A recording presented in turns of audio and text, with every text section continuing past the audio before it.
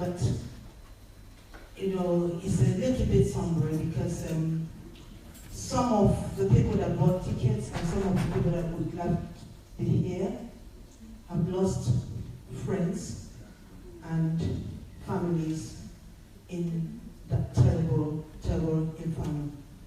So it will please me and it will please family if we can all stand up and give 1 minute silence.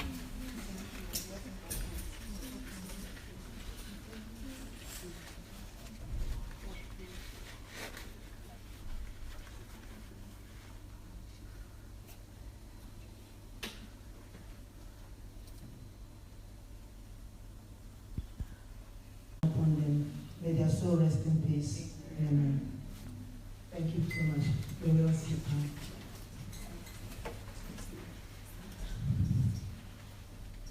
At this 21st century, it's not very easy to leave your home and come and gather on a Saturday evening where you probably would like to spend some time with families. However, there are certain issues that do make us to make a move and go somewhere, sit down, network, meet people, discuss issues that affect us and the whole atmosphere. My name is Kate Anolue, popularly known as Aunty Kate. I actually love that very, very much. I'm a mother with 4 children. Having brought them up myself alone when my youngest one was only 18 months. That youngest one is the photographer. I was running around. And she's a mother now. And one of my sons is here. Meshi, can you stand up, show yourself? That's my son. He's an artist. And I think he said this evening he'll be doing some photos, caricature of people. You know, so if you're brave enough to sit quietly for him to caricature you, please do so. That would be wonderful. I worked as a midwife for a very long time, 35 years. Within this time, raising my children up, I struggled. But that struggle wasn't in vain. It was a struggle that helped me to do what I'm doing today. And that is empowering women. It is through that empowerment that I went into politics. Why did I go into politics? Because as a midwife, there was a lot of questions coming to me from families. And when I want to answer these questions, I had to go to a pot, and that pot being the council. And at a point, I asked myself, this council, the people working there, have they got 2 heads or 1 head? I noticed they've got 2 heads. And I said, okay, I've got 2 heads as well. But when I got there, they all got 1 head. And I said, yes, I've got 1 head as well. That means I can do what they're doing.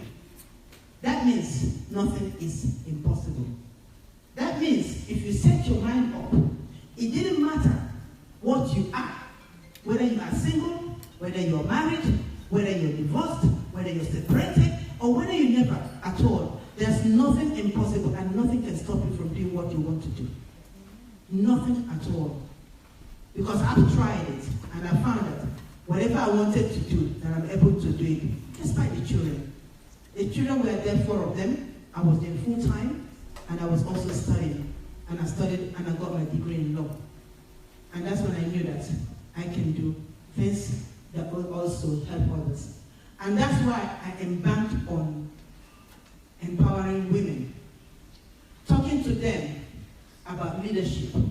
Talking to them about loving themselves. I'm a very, very, very, very proud woman. Losing is because I have nothing to lose. I will actually lose if I'm not happy about myself. That's when I start to lose. Because life is only but short. And we don't own it. When you think about those people that lost their lives in the fire. They would have been planning something to do in 10, 20 years' time. And that was cut short in a very horrible, horrible way. But we have to continue to live. So when I got into politics, I found that yes, this is the right place to be. But women don't know that. Women think that politics is only for men. I don't know how long I'm supposed to speak now, you know. And so I found that if we leave it to men only, we will never be able to address women issues.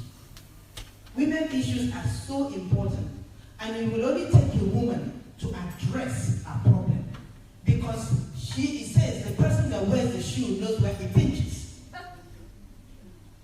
So as a woman, you know that if you're need a maternity leave, then it has to be you that need it, because you need time to nurture a little baby and to let the baby grow with you, and you go to know your baby before you go back to work. But if you're not there where the rules and the laws are made, nobody will speak for you. And that is what I thought. All my life now, what I want to do is to continue to empower women, to continue to tell them that politics is good. Politics is good for women. Politics is good for everybody. But if one woman goes and becomes a political leader, it will change that person only. But if a lot of women become leaders, it will change policies and politics. Thank you very much. Thank you.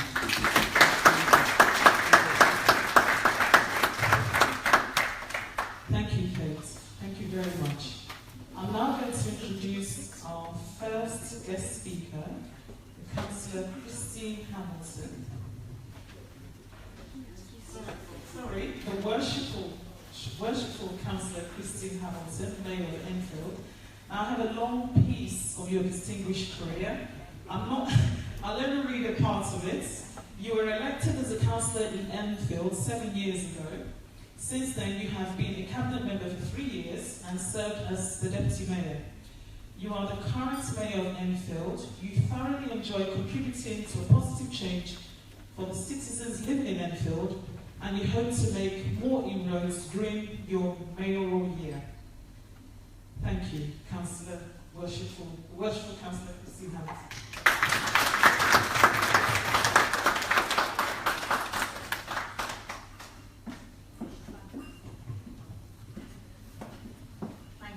Thank you so much for inviting me here tonight.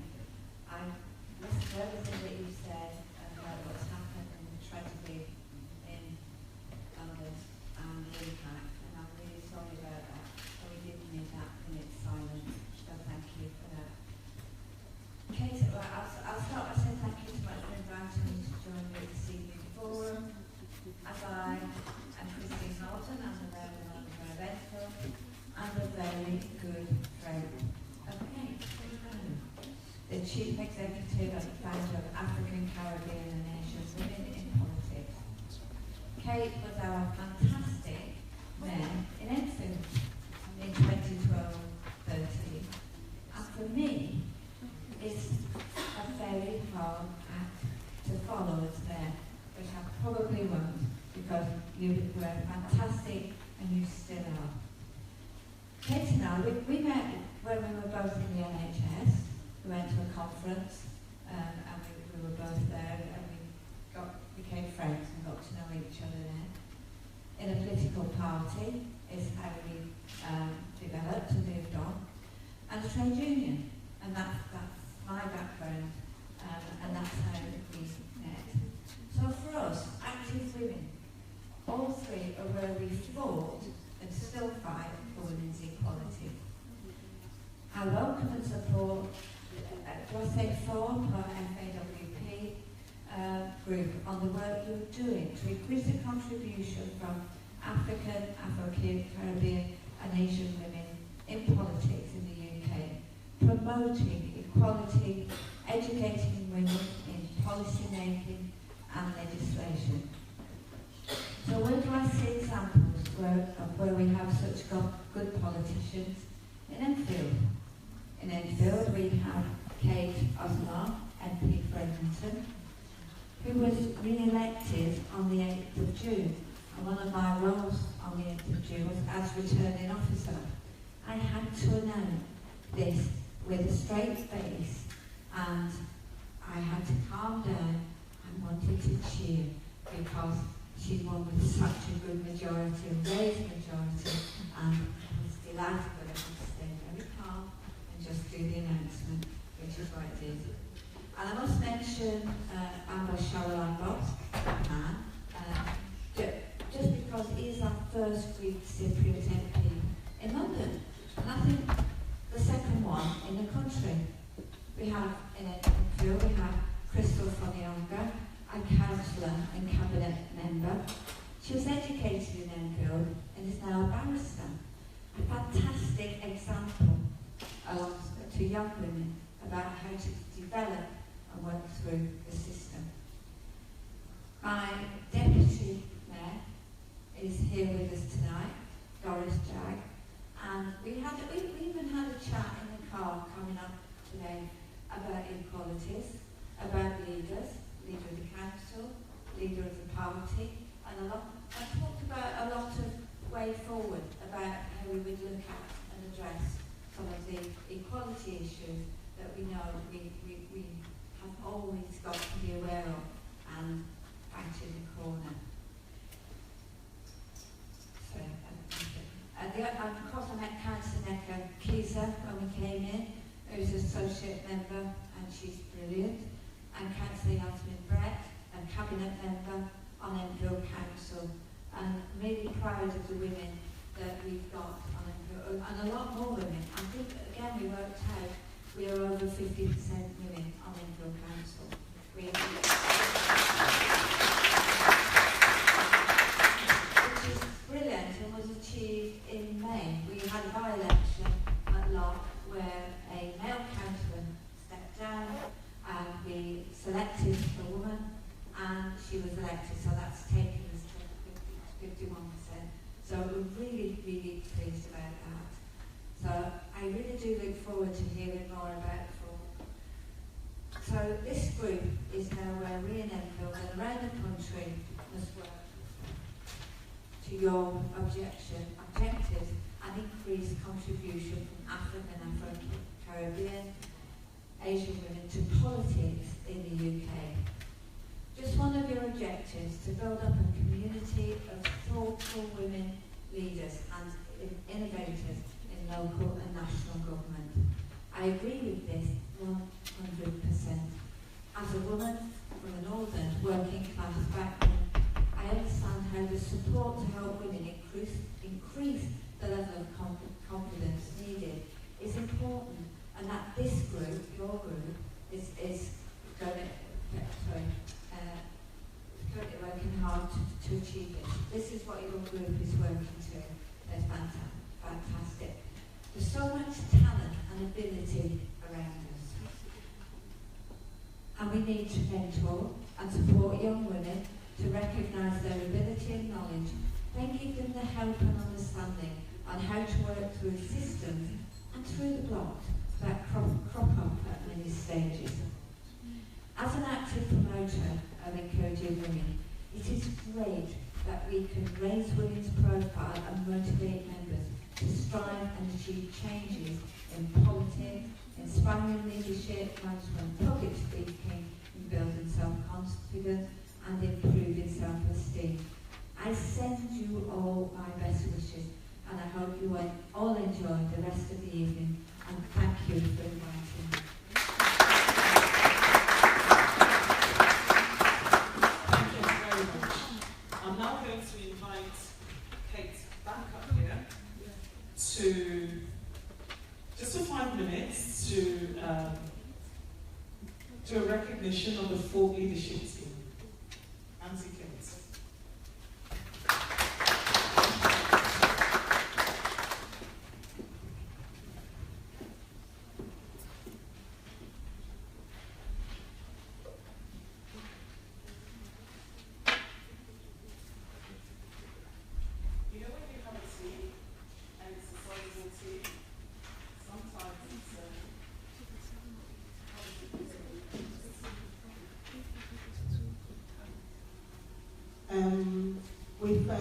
worked so well.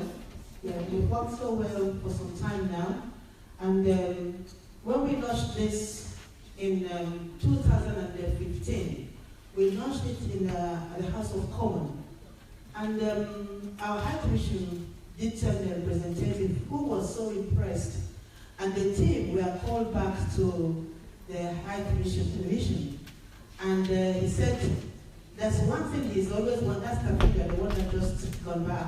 He said one thing I'd always wanted to do was to have the African, the Asian, and the African Caribbean, you know, ambassadors together, the High Commissioners together, which he never did. He never managed, and I managed to do that. On that basis, I took the opportunity to say, well, if we do something nice, what about being our patron? He said, why not? So it's nice to say that our patron is the Nigerian High Commission.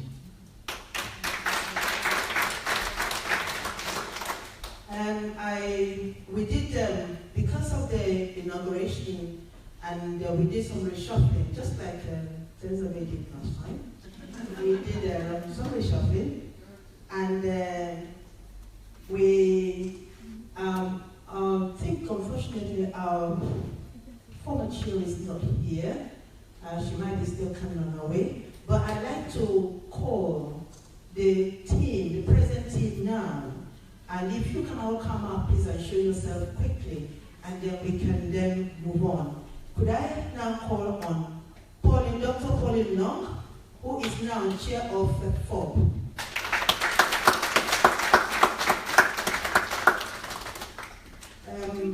Councillor Neka Kizo, please, can somebody take over? She is the first vice, and then Mrs. Christine Adamu, second vice chair.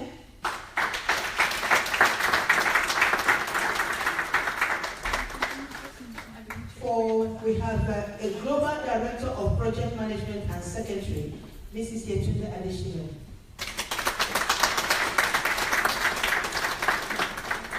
We have our assistant secretary, Kene Onyeka Alison.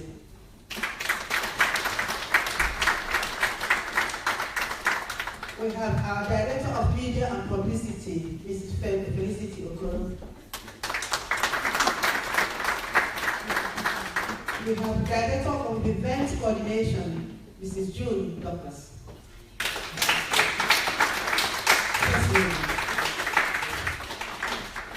And we have the Director of Newsletter Production and Public Publishing, Mrs. Shola Salako, who will be seeing her.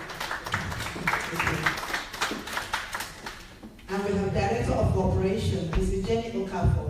She is coming on her way because the NIDO has something to do, which they are sorting out. And then we also have a Director of Policy, and who is at the moment, Chinelo Anyanwu and Miti Tohama are just holding on the seat. And Tohama had to travel this morning to Japan due to a family issue. So at the moment, these are our team. So I think. Oh, sorry, I missed. Oh, I need my glasses. Oh my goodness. We have our Global Director of Policy, Dr. Justina Mutale, is all here. I didn't ask for my glasses to see. Yeah. Yeah, thank you. So sorry, Dr. Justina, it's all here. I needed my glasses, I'm so sorry. Yes, these are the team, and it's this team and the new team that we need to take forward. And I'm sure later on the chair will be speaking and tell us what is expected of us or what she's planned for us. So if we just give the chair, and I can say thank you so much for, and in fact, almost all of you been there with me all right through, and I think you realize what we are trying to do. Because if you notice, you might say, but some of them are not politicians. But do you know that a politician and a leader is the same? It's just the other ones decided to be in the politics, making the legislatures. But who are the leaders? The leaders are the ones that really make things work. Because the politicians sit there, they don't really know what's happening. So this is why I make sure that I don't just have Cllr, I have everybody, and then obviously some of them I'm pushing them to go into politics itself and be politicians. So, and I'm working hard on it, and I think I'm winning as well. So I'm sure the photographer is taking some photo of us. So let us just quickly, because we have things to do, can just somebody just get Councillor Kllr? Please just ask her to come only for 1 second, please. Jackie, if you don't mind, you can mind the table for her, please, yeah?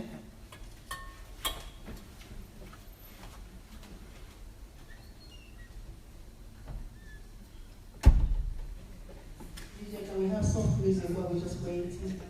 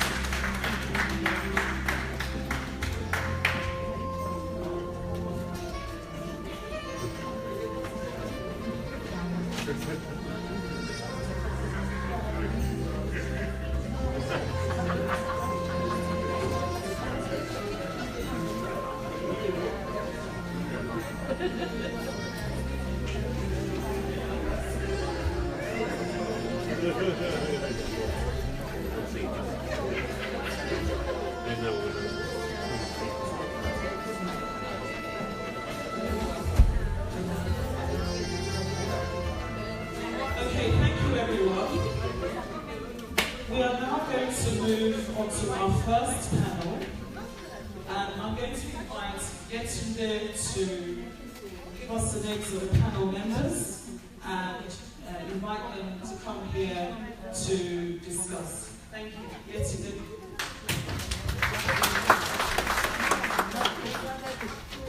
Good evening, ladies and gentlemen. How are you all doing? I think I've seen some really smiles like looking down. Like that. I really need to turn up that one. I'm a bit of a happy soul, so I like to see everybody looking happy for the evening. So as I'm smiling, you have to smile along with me. Okay, so we're just going to invite our first set of panelists, and they're going to tell us about themselves, and then we can ask them questions about what they've said about themselves, and everything based around maybe their role in leadership in the community, or their role as a politician. So the first person on my panel is Dr. AndyLove.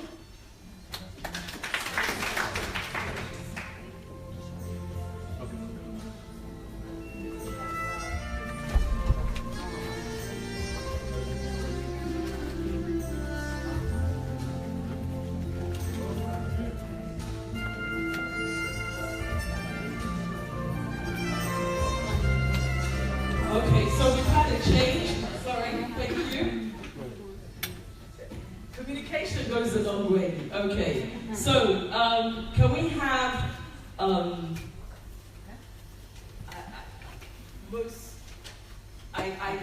I'm a bit worried to say, and she's walking out of the room, but we're going to call her Dr. Justina Mutali. Can you just appreciate her as she comes forward?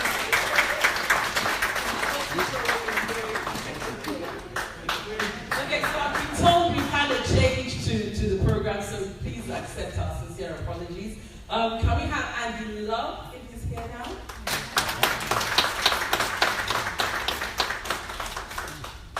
I'm not telling you who they are because they need to say themselves who they are. I think it always sounds better coming from the horse's mouth. Yasmin Breck.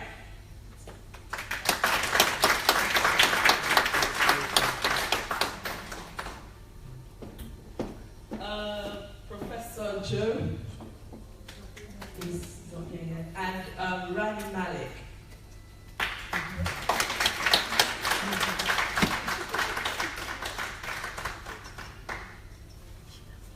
Okay, so we'll welcome Professor Joe to the front once he's here. But in the meantime, we're just going to start with all the panelists that we have, and we'll start with. I don't talk and sit down at the same time. Okay, so can we just appreciate all our panelists for the first set? I hope you're all prepared for this. Surprise, surprise. Okay, so I'm going to hand over to Rani, and she's going to tell us a little bit about herself and what she does. Hi everybody, lovely to see you all, dressed so beautifully as always. My name is Rani Malik. I'm a mother, I wear a lot of hats. I'm an entrepreneur, I support a lot of women who have been through domestic violence. I support women to come out of their comfort zones and become something and be financially free, because once you're financially free, you can actually breathe better.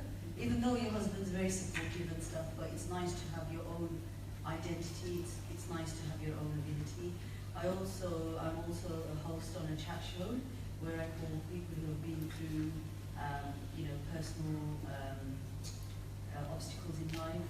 I also interview people who are trying to raise awareness.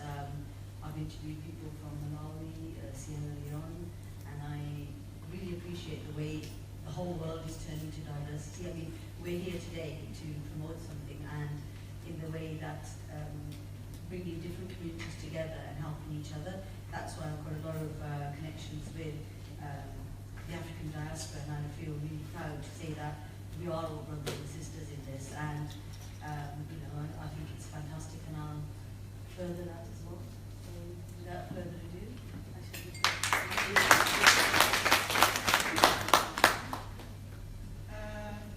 How worshipful the mayor, the deputy mayor, all protocols observed, and distinguished ladies and gentlemen. My name is Justina Mutale. I wear 1,000,001 hats. I don't know which, but for purposes of this meeting, I think I'm going to focus just on a few. To start with, I'm the founder and CEO of the Justina Mutale Foundation. We focus on getting women into leadership, into leadership in all spheres of life. That includes the political, the business, the society, the environment, science, technology, and everything else that comes with that. Because we also work with the United Nations, and we are trying to help the United Nations to achieve the aspirations of getting the 50-50 planet, where we have women to sit on the highest level of decision making in politics, in science, in business, and in everything else that I have mentioned.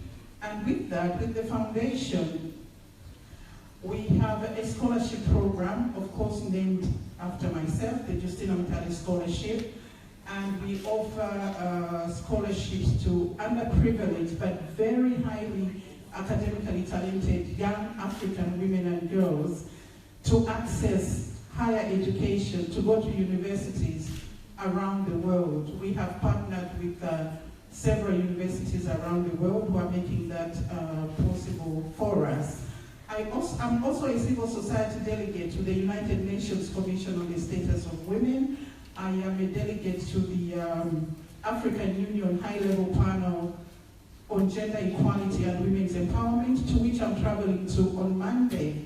And 2 weeks from that, I'm going to Mauritius to speak at the Education Forum, organized by, of course, the African Union and the government of Mauritius. I am also the global envoy for the International Women's Think Tank.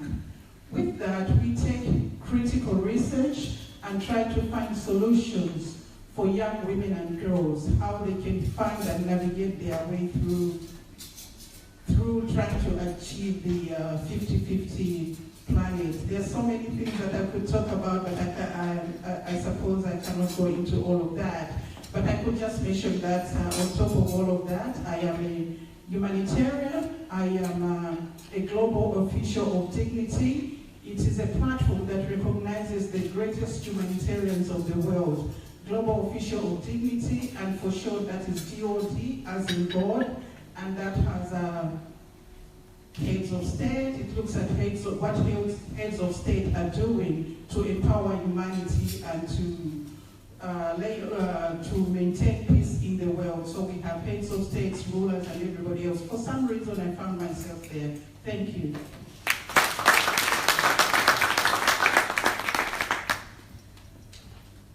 My name is AndyLove. I was the Labour and Cooperative, and the reason I mention cooperative, I'll come back to that because it's quite important. I was a Labour and Cooperative Member of Parliament for Edmonton from 1997 to 2015. But in regard to this conference tonight, probably the most important thing that I can say about my time in Edmonton was that I fought the election in 1992, the first time I had been a candidate. We expected to win. Everybody thought Neil Kinnock was going to be the new Prime Minister. He didn't win, and I didn't win. But I didn't go away and sulk, well, not for too long anyway. I got back on the campaigning trail, and 5 years later, with Tony Blair, we managed to win a fantastic result, and we were in for 3 terms. That's always got to be uppermost in your mind at times like we're living through at the moment. The Labour Party is there to deliver for the people, and we must keep that central view at all times. I mentioned the cooperative movement. For those of you, I suspect there's not very many here because it's only a shadow of its former self, but the cooperative movement is famous for bringing on its women members. Women made up over 70% of the membership because it was a retailing organisation that managed to empower women through its own structures, its democratic structures, and through that to involve them in politics. And there's many, many examples of women who were early pioneers in Parliament who started out life in the cooperative movement. I'm here tonight really as much because Kate Anolue happens to be a very good friend of mine. We've been political soulmates for a very long time.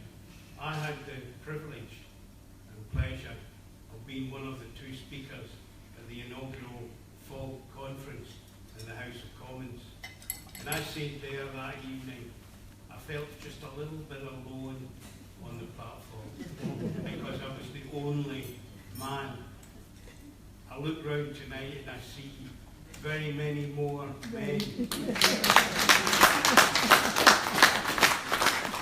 that says to me an essential truth in all of this, which is that women's empowerment is a man's issue.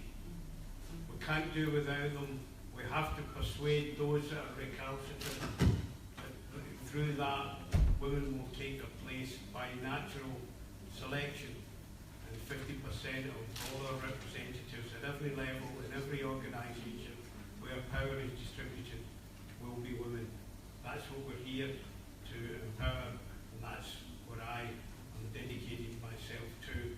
I looked at the conference, a very successful conference in the House of Commons.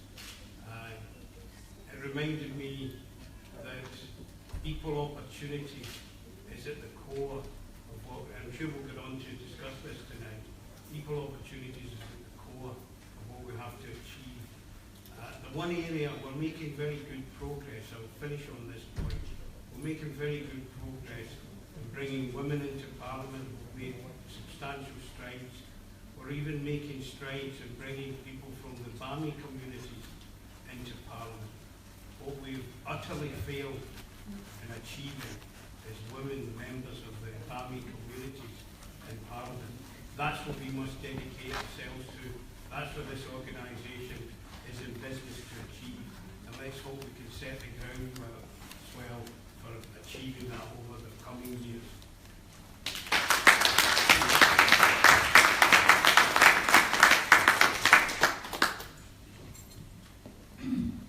Good evening, everyone. My name is Yasmin Brett. I'd first like to say thank you very much for inviting me here this evening. It's a real honor and privilege to be amongst you all.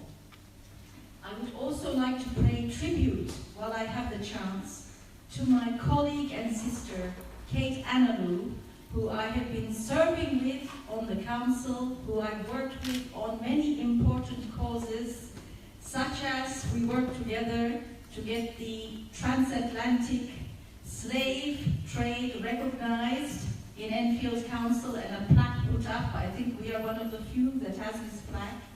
And also to get slavery debated in Parliament, particularly modern-day slavery. And I have my colleague here, Christine, as well, with Kate, and we got the first, we got a big piece of work done into gangs and young boys, and that report was recognized again and won an award. So we've had many opportunities to work together, and I'm wishing for all the best from here, and I know anything that she's involved with will be a great success. As for myself, what can I say? The women's empowerment issue. Today, I have with me my mother here. And I'd like to say that I was thrown into politics from a very young age because my family were involved in the independence movement of Bangladesh. And my mother was the only woman in a crowd of, I'm not joking because this is substantiated by a newspaper picture, in 1 million people when they announced that Bangladesh should become an independent country, and they started fighting for it. And I used to see her motivating people around me, and particularly women. And this, in my mind, raised the issue of us becoming active politically. I was about 14 at the time, and the other friend I had was the BBC. And there was a man there who used to come out, John Stonehouse, he was the MP. And he supported Bangladesh, this Labour MP. Anyway, to cut a long story short, I got involved in the idea of women and politics, and then as a student here in England, again, I worked on that subject, women and politics, and then I started working within different communities here, particularly the Turkish-speaking community in Islington, where I helped set up an organization called IMECE, which is still active. It works specifically with women who are suffering domestic violence, and at that time I was involved in finding safe houses for women who were experiencing domestic violence. We used to meet with women, and they would take on any of these women who unfortunately had a bad experience and place them there in safety. Many of these women were from the garment industry at the time, because the garment industry was very, very big all along the east of London. And I used to work with these women, helping represent them as well. And then from there, I met somebody called Margaret Hodge, who is still the MP. And she got me involved in local government. She gave me the push. She gave me the idea, and I was in the Labour Party already from 1984, and I found myself within local government.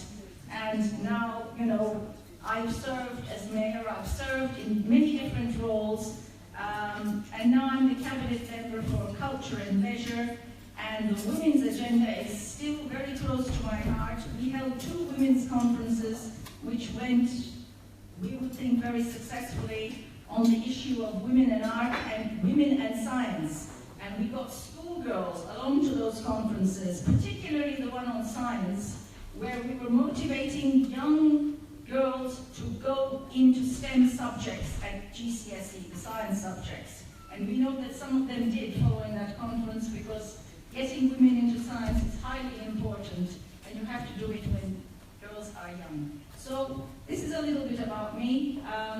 I'm wishing Hope very well, and I'm particularly glad that it is a combination of the Afro-Caribbean, African, and Asian communities. They are all Commonwealth country people who have a common experience, and we can work very well together.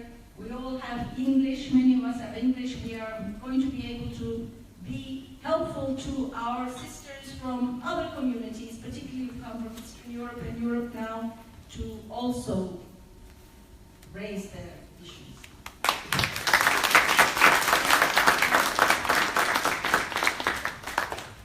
I think you'll all agree with me that I'm sitting here and I'm thinking I'm not even worthy of sitting here at the moment. But you know what? The journey you have all started and are doing, I'm happy to say that I'm on that journey now. It's the beginning, but I can see the bigger picture. So I just want to, first of all, appreciate you all for what you've done and for even being here to honor this occasion. I just want to say something based on what you said before. You said you wish for well. You are part of FOB, so you're wishing yourself well. So we are all part of FOB as of tonight. I think I have permission to say that? Yes. So if you thought you were here to honor FOB, you're actually here as FOB members. So it's a lifetime thing. We don't intend that the people that are here this year will not be here with us for the rest for many years to come in the future. So we are all part of FOB. Yes, we are wished well, and we hope that we'll be able to take the baton forth and make a bigger impact in the world as we go on in the future. So based on what we've heard, does anybody have any questions for any members of the panel?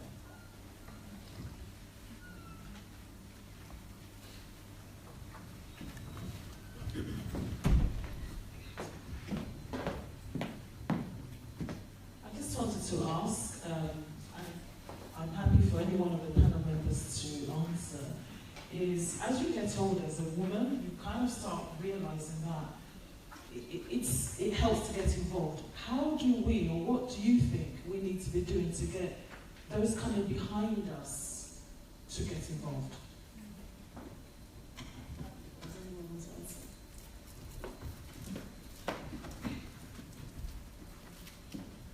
Thank you for that question. I forgot to mention that before I ventured out on my own, I worked in the gender section of the Commonwealth Secretariat, trying to fight for gender equality, of course, and also gender mainstreaming in the Commonwealth.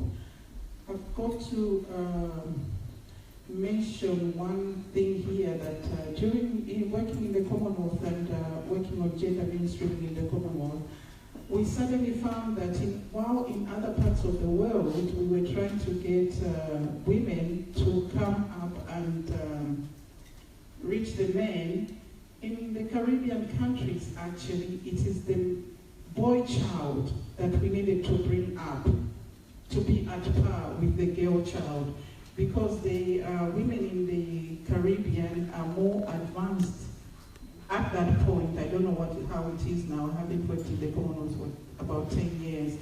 But at that time, we found that the Caribbean boy child needed to catch up with the Caribbean girl child.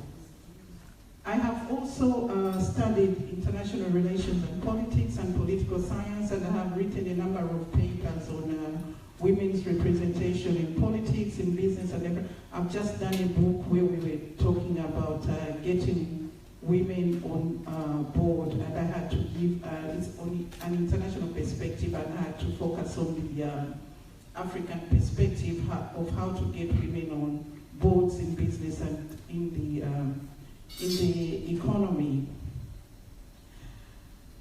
I've got to say that I have always had a very vested interest in the case of women's leadership, because I come from Zambia in Africa, and I think most African countries might agree with me, but because from my part of Africa, and especially from my family, I come from women who are very strong, powerful, and assertive.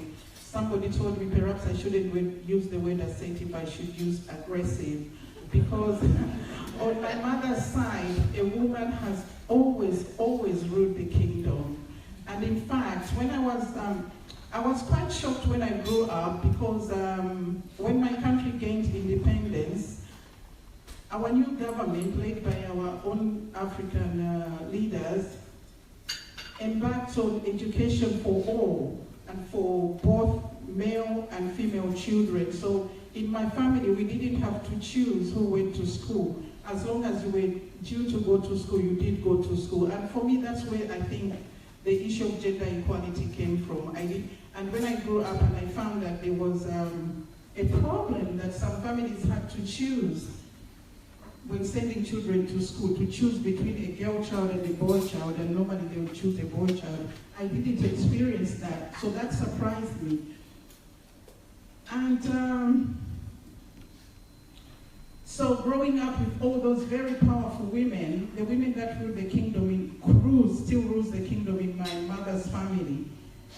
And also from my father's family, although it's patriarchal, we had one very powerful, assertive, perhaps aggressive woman that just rose up and started this movement that took almost 200,000 people when my country only had a population of 2 million people. So I grew up knowing that women were natural leaders.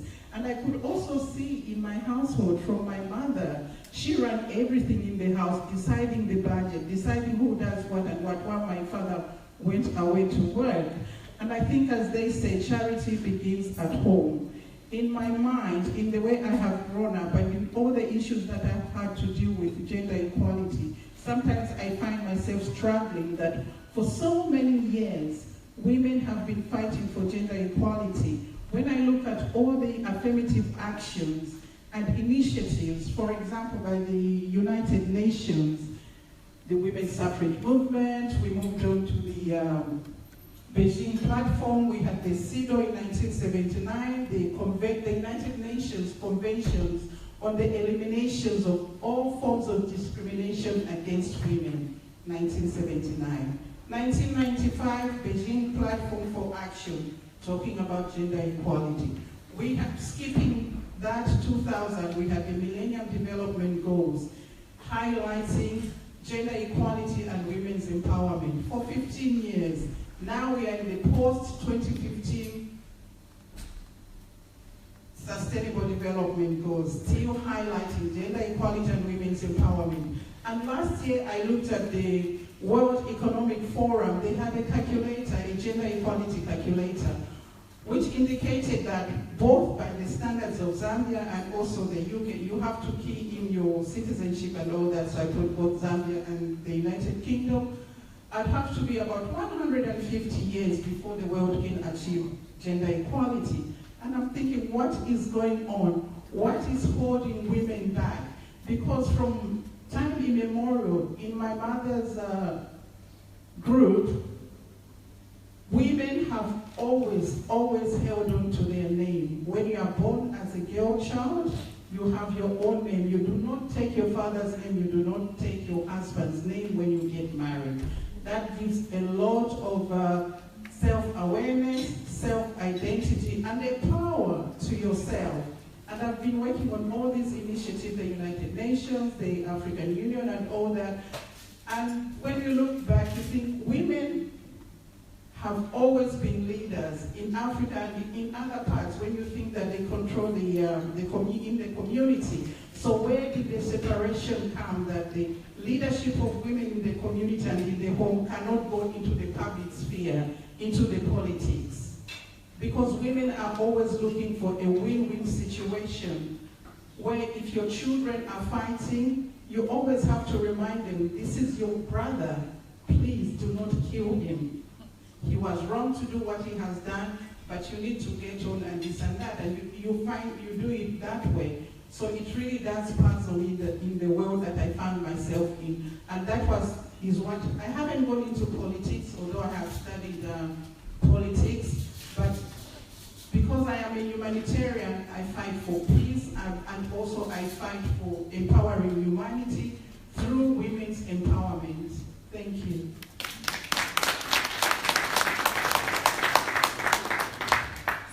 Anybody else? Yes. Try to look behind me. Anyone on this side? This way. Oh, we're going to answer as well. Okay, sorry.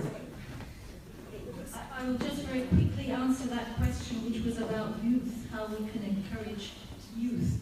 Well, you would probably all agree with me that in this previous election just gone, we had a record number of young people come forward and vote for the first time.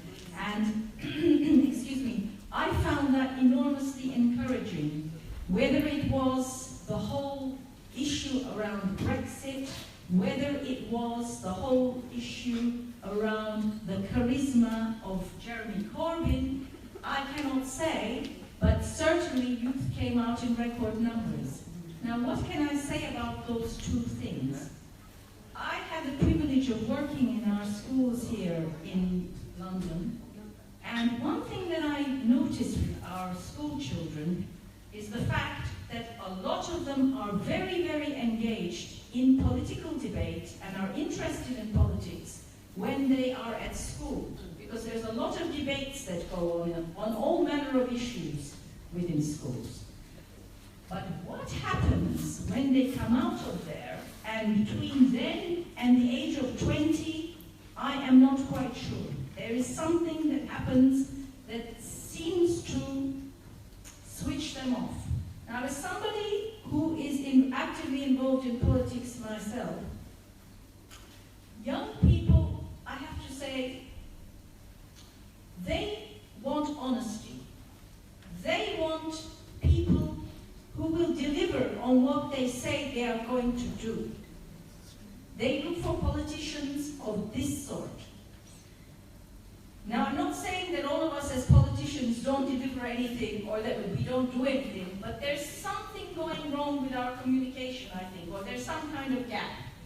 So I feel we need to address that issue. Whether it is that we use the media that young people are using, which Jeremy, for example, used very effectively, Snapchat and so on, whether it is that has been successful, I think that is one way forward, but also actually listening and taking young people's views seriously. Because young people today are challenged in a way which I would say probably I was not. I think the lives that, particularly in London, that young people have to deal with is very difficult. There is some knowledge about the insecurity of what the jobs are, the lack of jobs. They know from their families, a lot of them, that their parents are working so hard now, maybe doing 2 or 3 jobs, that they find the communication issue is becoming a real issue for the young. So I feel we have a lot of work to do there.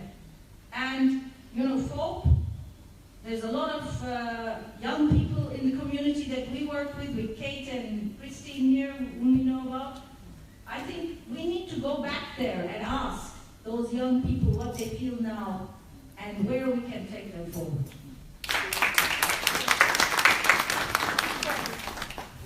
I'm in total agreement with that, because young people have a mind of their own. So we can sit here deliberating and say this is the best way forward, but actually with young people nowadays, the best way forward is to ask them what it is and what is going to get them into politics. Good evening, everybody. My name is Dr. Mrs. Victoria Ladimeji. And my question is really about, is in line with the previous question. How do we reach out to the grassroots of women locally to get them involved in, for instance, politics, and also not just politics, but supporting them, empowering them, and getting them involved in what's going on within their communities. So reaching out to the grassroots women around locally is one of my questions. How do you do it? And secondly, my second question goes beyond local mobilization and reaching out to local people locally. But internationally, I think you've touched up on the women education of girls. How do we change the mindset of people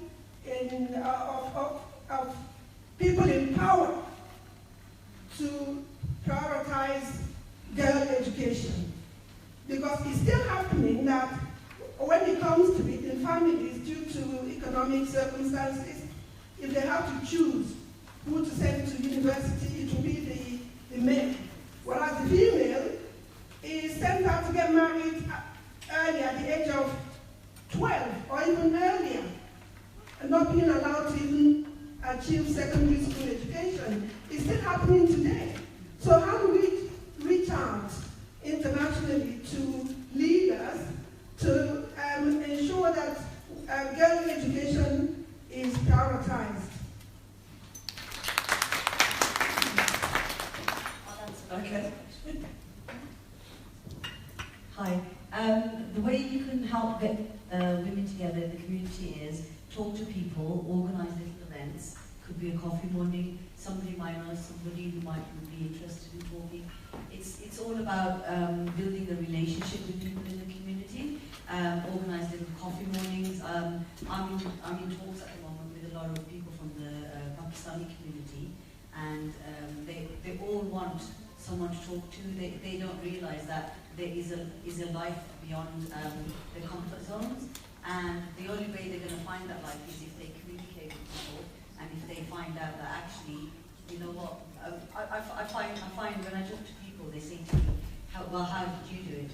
I said I did it because I just don't stop talking. I talk to everybody and anybody. Even on the train, I can talk to somebody and have a really long conversation, and I go back and I even exchange numbers, then I meet them up again, and then it's what you can deliver. It's all about listening, it's all about talking to one another and finding out what they want and how they want to come out of their comfort zone, and then how you can work together and do that. I have a friend here today, her name is Razia. She runs a beautiful organisation called Wages. She's just over there, and she does a lot of organisations, she does a lot of things. She got a lot of criticism for it with everything that's going on with, the terror and everything all around London. But she still stood her ground, and she stood in different areas, and she did aftaris, dinners together, and she brought the whole community together. There's people from all different types of communities, and I think she deserves a round of applause. Okay, we've got literally less than 5 minutes, so I'm going to take one more question. I know that during the US presidential elections, Hillary Clinton used a line, "This is for all the girls out there." But this is a line I had used earlier in 2014 when I did an interview with the Because I'm a Girl campaign, and I say, because I'm a girl, I can be a president or prime minister or anything that I want to be. That is because of where we are coming from. We are talking about women, African, Afro-Caribbean, and Asian women in politics. And this is a section of the world community that have already had women heads of state. You were talking about Pakistan. We talk about young people wanting to see role models or hear about role models. Pakistan already had a woman prime minister, Benazir Bhutto. You have to remind the young people that we're not perhaps born by the time that Benazir Bhutto was there, to remind them. We've had Indira Gandhi. We've had the lady from Sri Lanka, Gunasekara. Herself and her daughter both became prime ministers. In Africa, we've already had Helen Sirleaf Johnson. We've had Joyce Banda. So we have to bring these role models to the fore to show our young people, especially our young women, that it is possible. It has already been done. And even in the UK, we've already had Margaret Thatcher. We currently have Theresa May. Of course, the US are struggling behind us. They've never had a woman president up to now. But we shouldn't be, that should not be our yardstick. We have to show our young people that it is possible. It has been done before by women from your own countries. In Africa, we have our own women's suffrage movement. We have Ya Asantewaa from Ghana, who led the war of the Gordons too and fought with the British for the Gordons too. We have the Igbo women of Nigeria also fighting with the British. We have the South African women marching to the Pretoria buildings. Africa, Asia, and Afro-Caribbean. We've had my friend, Simpson Miller, Portia Simpson Miller. She's been twice Prime Minister of Jamaica. So all these are role models and encouraging stories that we can tell our young women to get involved into politics. For me, I think it goes a bit more than telling. We need to support each other because it's I think it's a bit, it can get lonely up there being the only woman in politics, not only in politics, in leadership, in power, in any position in an organization. So I think the support we give to each other is quite important. Thank you for the opportunity. My name is Kenny Johnson, and I can relate to what you said earlier about our moms being our role model. Because right from a young age, I watched my mom rising up to the vice president of then Better Life for Rural Women for People who were Nigerians. And all through the battle, the thing that resonates with me that's still the same today is that for you to rise above a certain level as a woman, you either give up on your marriage or your children. And this is me that is, for a young woman like me who is quite passionate about family values, because I believe family is the bedrock of every society. Sitting down among, I am 90 here this evening, I feel, okay, I'm not going into politics. I'm stepping into the shoes of leaders, and with the voice of young women like me, not just me now, I'm still under 40, and I'm speaking for women in my age group now. What is the words you've got for us to say, we can keep this going, and we can still keep our family intact? Because at the end of the day, after all the success, I for one still want to have someone to celebrate it with. Thank you. I'm just going to take all the questions and then we can just, I'm going to get AndyLove to answer it because we just need to hear from him. I think he's sitting there amongst women thinking it's better to probably be quiet when women are talking. Good evening, ladies and gentlemen. So, let me just start with an example of something that happened a few years back. We set up a business and investment summit. And we went all the way to Nigeria to invite some very successful women. We also brought the wife of a governor. And the purpose of it was that we had the general session for everyone. We then decided that we wanted to also mobilize the women to get into business. And that was the agenda, purely to mobilize the women to get into business. Guess what happened? We invited the women to to be to steer the event. And we had about 600 women at that breakfast meeting. At the meeting, the women started talking about feminism. They started talking about activism, about how they've been oppressed by men. And this can show you why we are where we are today with women. Because we overemphasize the fact that women are struggling. You know, we overemphasize gender equality as if it's a forever problem, when in actual fact it shouldn't be a problem anymore. So if we want to genuinely mobilize women into politics, we need practical action. We need to be more focused. We need to forget about all of this activism, because activism is never going to take us there. That's the reality. The reality is that there are women who are doing very well. Women have, you know, so we have a committee now planning another summit. Within our committee, we are 32. And you'll be surprised that the women within this committee are about 25. And the most active people that are moving this committee are women. So what are we talking about? So it means that women need to change, you need to change the style a little bit. We need to be more practical. We need to mobilize women. For example, in the UK, and I can use that as a very good example, if you want women to participate more in politics, then reach out to women. It's as simple as that. We should forget about all of the past injustices. We should limit all of our activism about how men have suppressed women. We should forget about who takes what name. That's not even the issue. We should now, now we have a member of parliament here. I'm sure you have a lot of men within your constituency that will not even get into that position. So let's focus a little bit on how we can put practical action to mobilize women into politics. Thank you.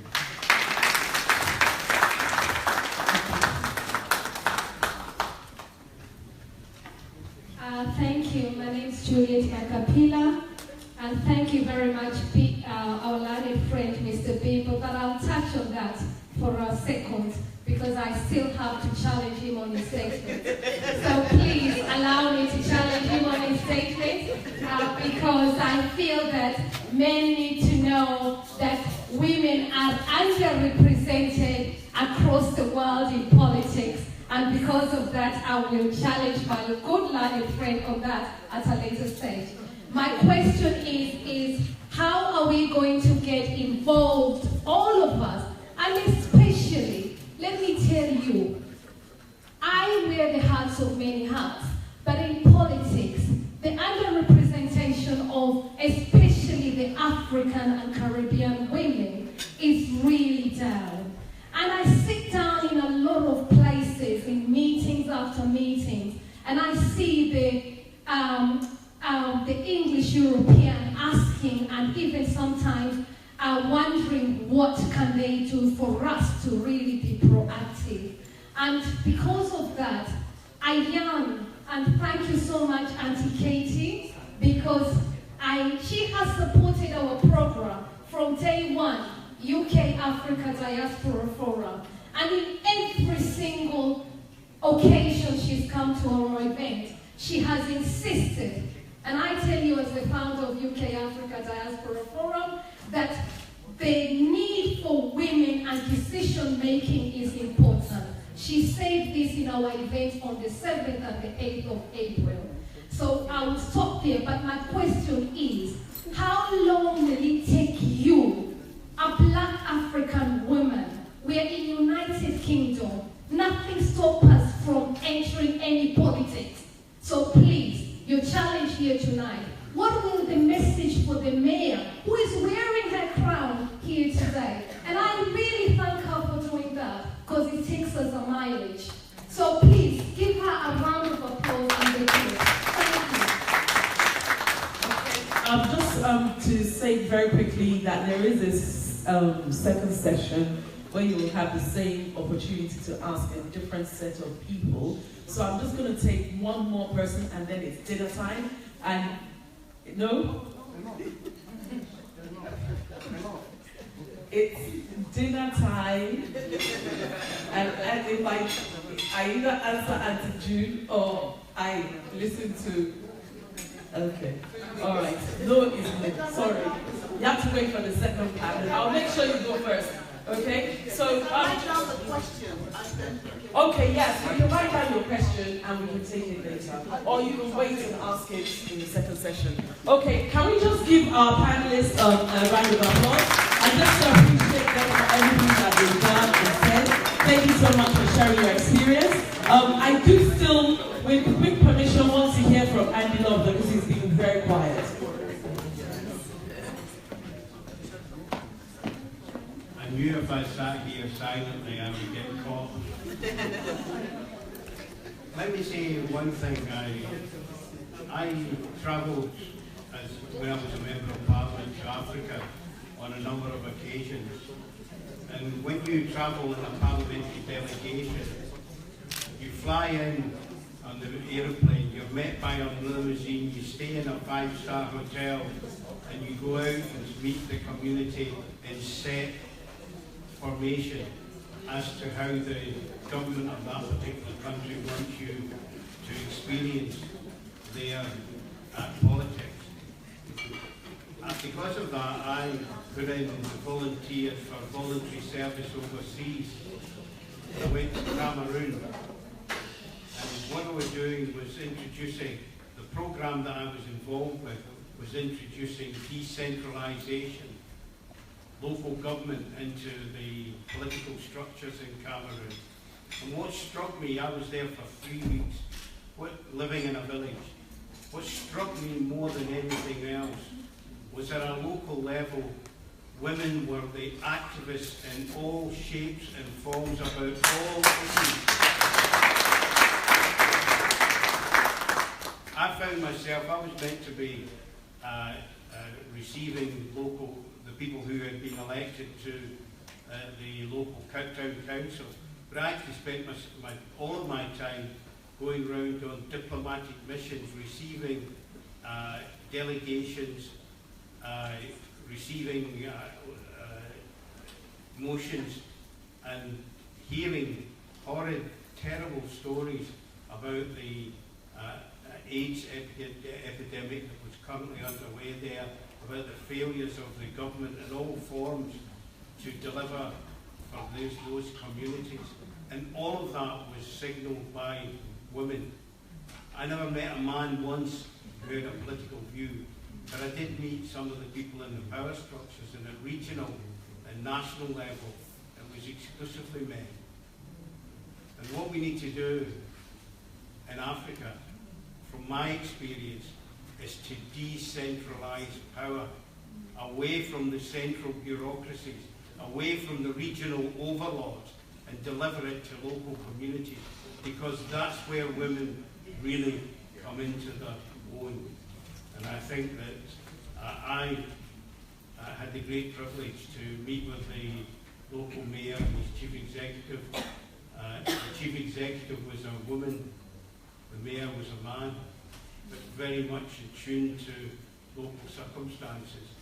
And they were a great inspiration to me to come back and say to people in London and my constituency, you need to organise yourself like the women in Cameroon, because they were doing a fantastic job in representing their communities. Let me turn briefly to the issue of how do we get people involved. Well, I come to this, I have to say unashamedly, from a party political perspective. It is the way in which democracy is ordered and the way in which power is diffused is through political parties fighting elections and winning. And so it's incumbent upon those political parties to pick up on local issues, on regional and national issues, and to allow people to express their opinions and to influence the way that decisions are made. There are different ways in which you can come into politics. You can either have a local issue that really gets a hold of you and you want to make a difference, and the way you do that is through politics. You can have a community activism. You can have a single issue, somebody that's interested in the environment or interested in women's empowerment.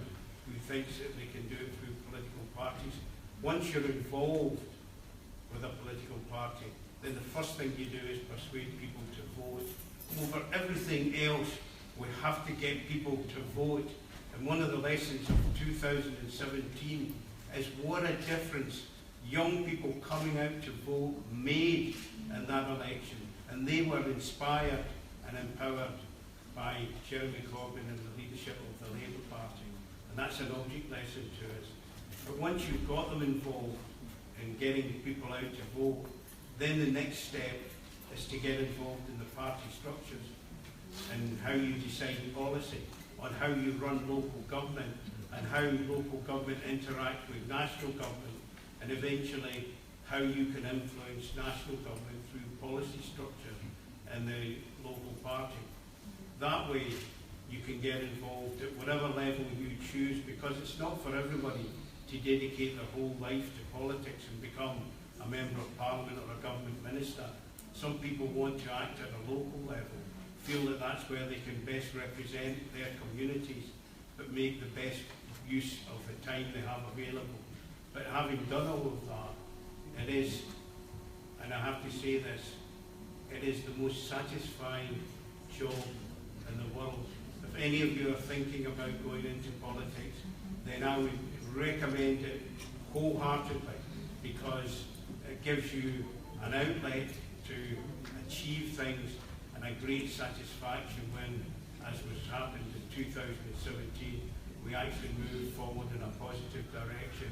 And it looks likely that in the future we'll be able to put into effect some of the policies that we decided through consultation on a local level that we would put forward as the opposition parties, and we will continue to argue the case for them in Parliament over the coming months. Okay, thank you so much. Can you all please go back to your seats? Thank you so much. We appreciate it. Sorry, the photographer just wants to take a picture of you, so can you to the panel, please? Can the panel... Do you want to stand? Yes. Yeah, amazing.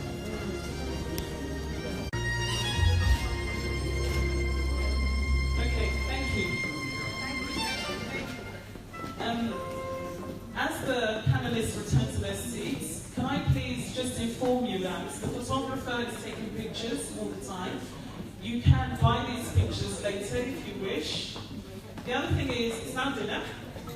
So, table 1, can you please go to that serving point? Table 2.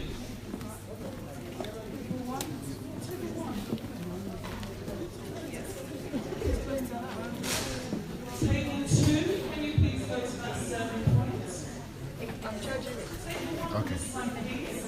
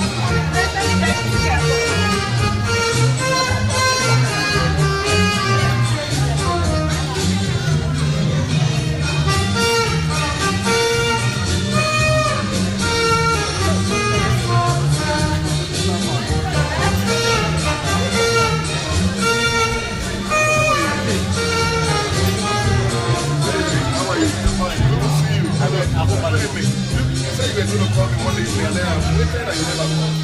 Oh, hello, really? How are you? How are you? Afterwards, and I was announcing what I was doing so that if anybody else That's good.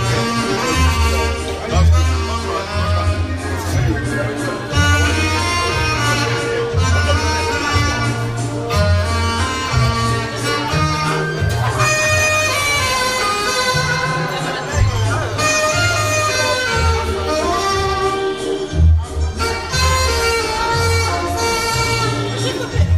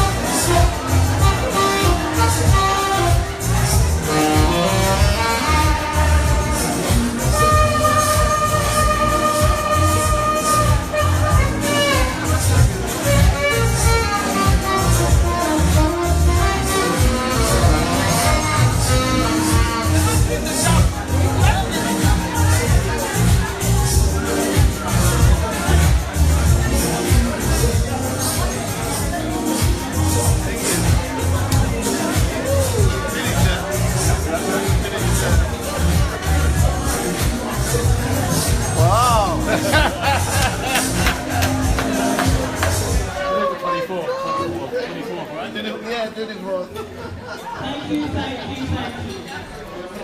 Yummy. Before, Oh, yeah. Good to see you, man. I hope you're all enjoying or have enjoyed the meal. There's plenty left for those who want seconds and thirds. I'm just...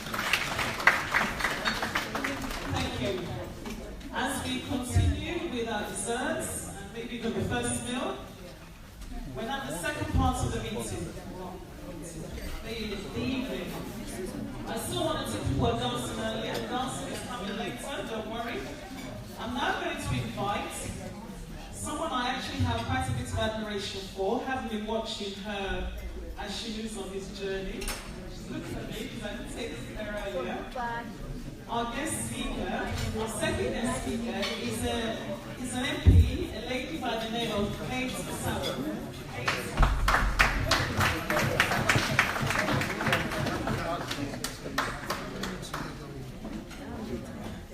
Hello everybody, how's everyone? Now, I want you all to appreciate and be with me on this. I have come here because Kate Anolue told me to come, yeah? That's why I'm here. Now I'm speaking. So next time I must double check when I have been invited somewhere. Now, is to talk to you about my journey. And I think before I start talking about my journey and how I became a Member of Parliament for Edmonton, I think we all need to observe what this general election and the result for the Labour Party. We were told when we were going into the general election that we were going to be decimated, that there'd be nothing left of the party. Now, for someone like myself who's just come into politics and only got elected in 2015, I felt, half of me felt, is this true? Or am I going to follow my instincts? My instincts was that the party was not going to be decimated. And that once we reached out and got our message out, and the media were actually listening to the leader of the Labour Party and not just listening to gossip and hearsay and disputes which have been saturating the news for over 2 years, it became almost impossible for people to think outside of Parliament. Once Parliament was dissolved and we went out into the streets and we started knocking on doors, many people were saying to us on the doorstep, why are you all arguing? Why are you making it hard for us to vote for you? And that was something which I took to heart, because they were correct.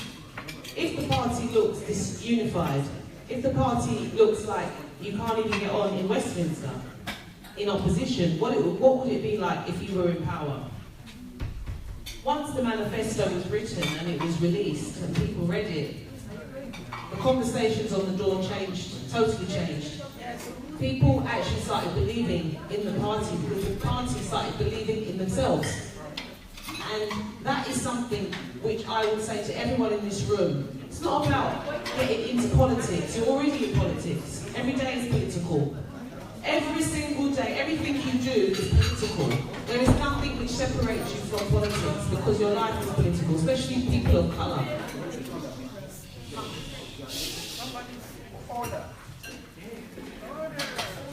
Thank you. Now, things changed, the result changed, a lot of things for many people. As we speak, Jeremy's in Glastonbury, talking to young people, listening to young people. It's not about young people coming to where we are, we need to go where they are. We need to communicate in the language which they feel comfortable in. And then you start to educate people about the political process and how it's important to join the party, join the trade union. That is something which we don't talk about enough. I was in the trade union before I was in the Labour Party. The trade union is the place where I learned my politics, because I was working every day, and if you're working, you need to have your rights intact, because most employers, if they could get you to work for free, they would. Now, without the trade union, many of us wouldn't even have the minimum wage, or even have a wage, or even know what your hours will be, where you'll be sitting when you walk into the workplace, whether you'll have a seat, which is your seat, or whether you'll be sharing it with someone else. Trade union.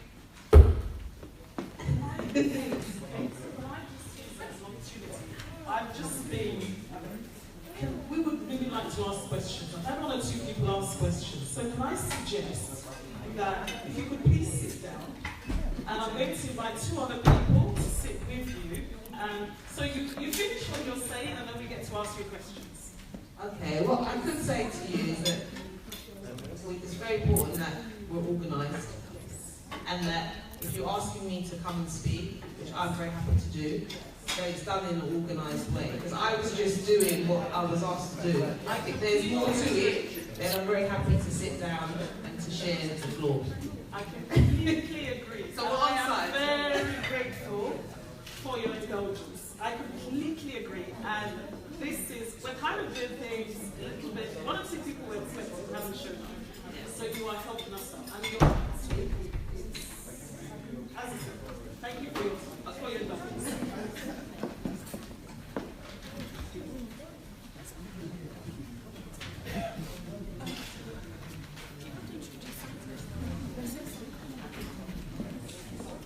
I'm going to invite Pauline Long. If you can please come, you'll introduce yourself and say who you are. And I'm also going to invite Felicity. You two, if you can please come and sit, you will introduce yourself.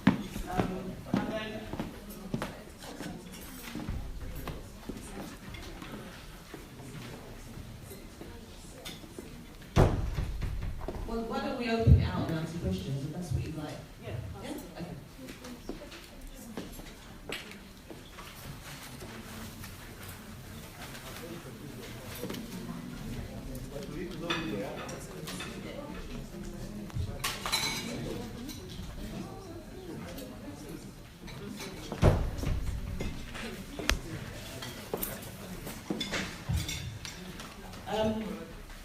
I know who you all are, so, but I'm fairly sure not everyone here knows who you are. Now, what I would like to do is invite Kate to finish saying what she was going to say, and then if Felicity can introduce herself, and Dr. Folayan can introduce herself. Thank you. I was in a good flow now.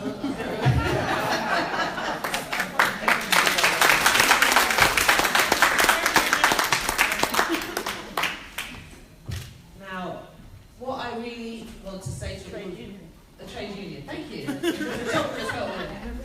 So what I was talking about is being in the trade union, and I think it's very important that we say that to everybody wherever we go. It's not only about the Labour Party, it's about the trade union, what the trade union stands for, and how important the trade union is connected to the Labour Party. They're one, and we mustn't separate the two.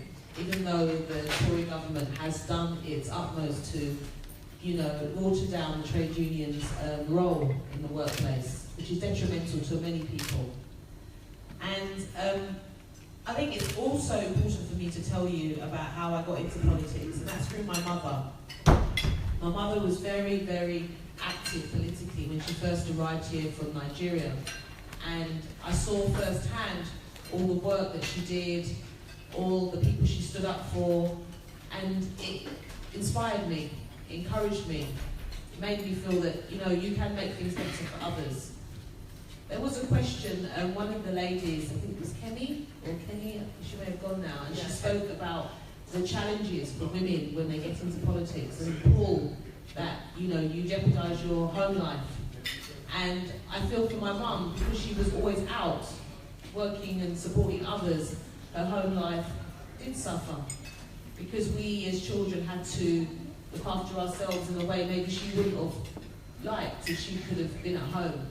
But, we survived, we're okay, we got through, and now I'm, in politics. So, to a certain degree, because I saw her strength and I saw how, dedicated she was to help other people, I felt that that was my role as well.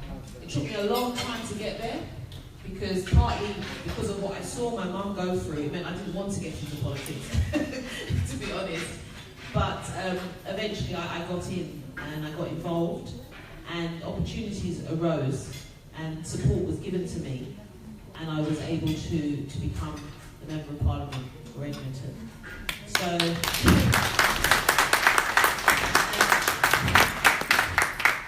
and when I say support was given to me, Kate, who is one of our sort of founders, mummy, auntie, support system for many people in this room, encouraged me and supported me, even though me and Kate, we were challengers at one point, but it never felt like that.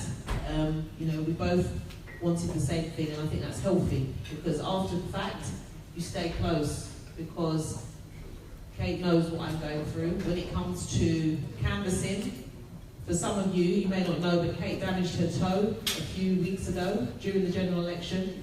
She still came out, hobbling.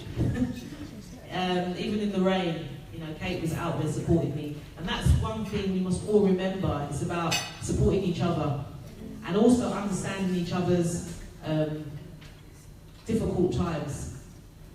The gentleman over there talking about we must forget about activism. It's not good what you said. You know why? Because women need men to help them at points in their life.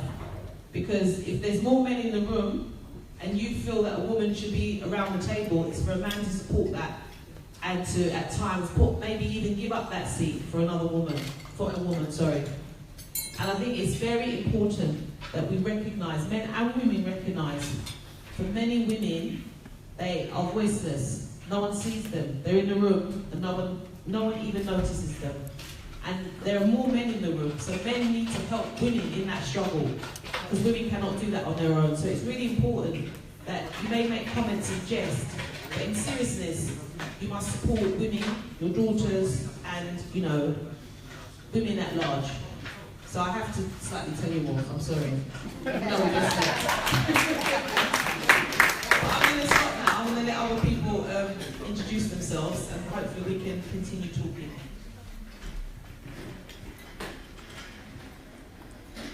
Good evening, ladies and gentlemen. Aunty Kate, especially to you, good evening. Thank you for organizing this and putting this together. My name is Felicity Okolo. I'm a member or director of AFRO, as I'm privileged. Thank you very much, Aunty, for bringing me into that. I'm a financial consultant, and I'm also a writer, and I'm also a women empowerment coach and speaker. So I guess how I got to get involved with FOB is because of my role as a women empowerment personality, put it that way. It's a journey that I've been through, and I'm still growing. I'm not a politician yet, but I think Aunty has a way of making you, slowly but surely, getting you into that role. She's grooming us. Yes, that's what she's doing. She's grooming us, but I hope the police are like watching out. She could be probably arrested someday for grooming people into politics. But that kind of women I like. I like so much. Like the Russian people say, I like very much. So thank you, Aunty. So what I do, women empowerment, because of my journey, I have been through domestic violence, which is one of the charities Aunty Kate supports. Although I was not in the group when she did that supporting, it was a different group altogether.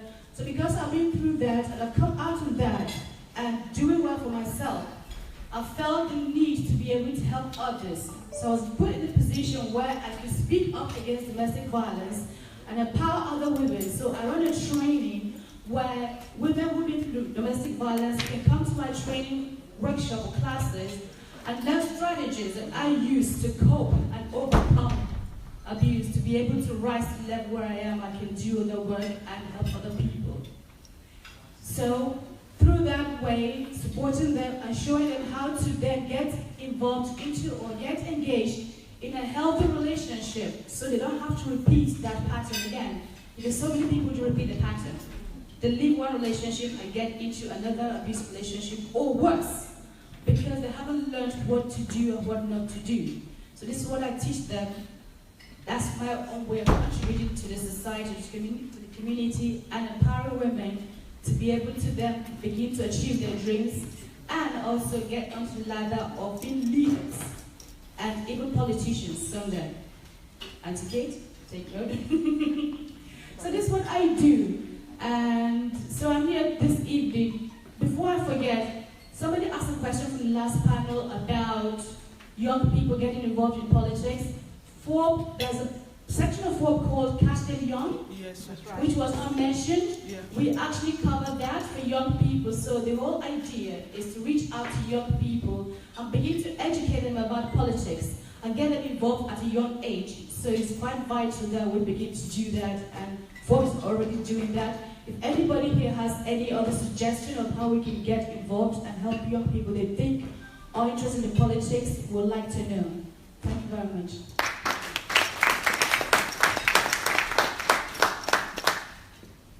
Thank you. Well, good evening, ladies and gentlemen. Good evening. All kings and queens here, HR,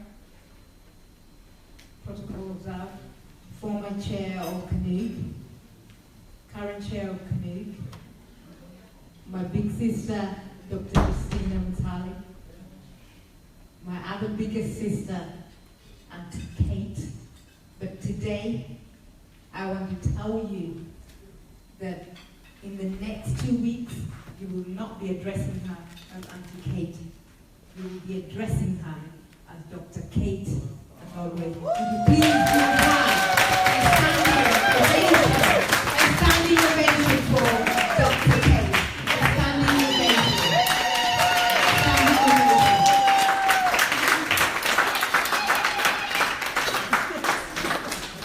Thank you very much.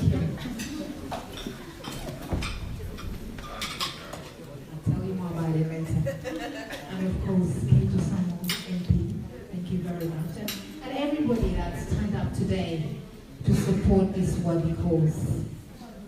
I'm privileged to be here, not as a daughter of a Kenyan, but as a daughter of the global village. I have so many titles, one of them now including a Nobel Prize Peace winner, which I'm very proud of.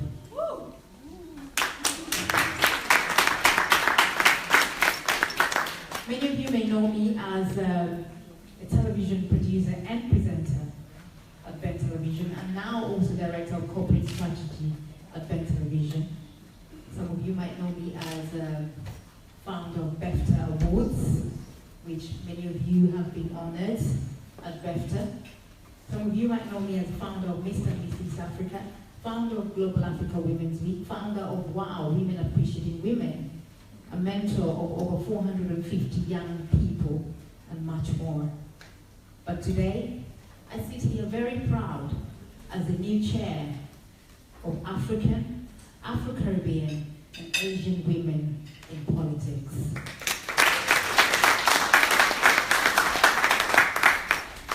And I humbly accept this post, because with this post, we have a huge task ahead. And I cannot sit on any stage or stand on any stage without giving credit to my father and my mother, who taught me to love humanity, who taught me entrepreneurship, and my father, who was a politician. But as you know, with every politician, they're away from home. And guess what? Guess who takes charge? The mother. So today, I want to give credit to my mother, who taught me the essence of leadership. So please, in her absence, please clap for my mother.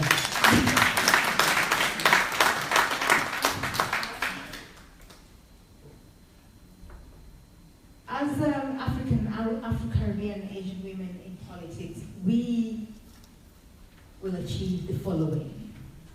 With the guidance of our founder, Kate, we will make sure that we walk in her footsteps and we practice her ethos. So these are some of the things that we plan to do as of today. Taking over from another big sister of mine who was the former chair. She's not here at the moment, she's stuck on traffic somewhere. Councillor Susan Fojana-Palmer. She did a fantastic job. We should give her also a tribute. At FOP, we plan to unite and not divide.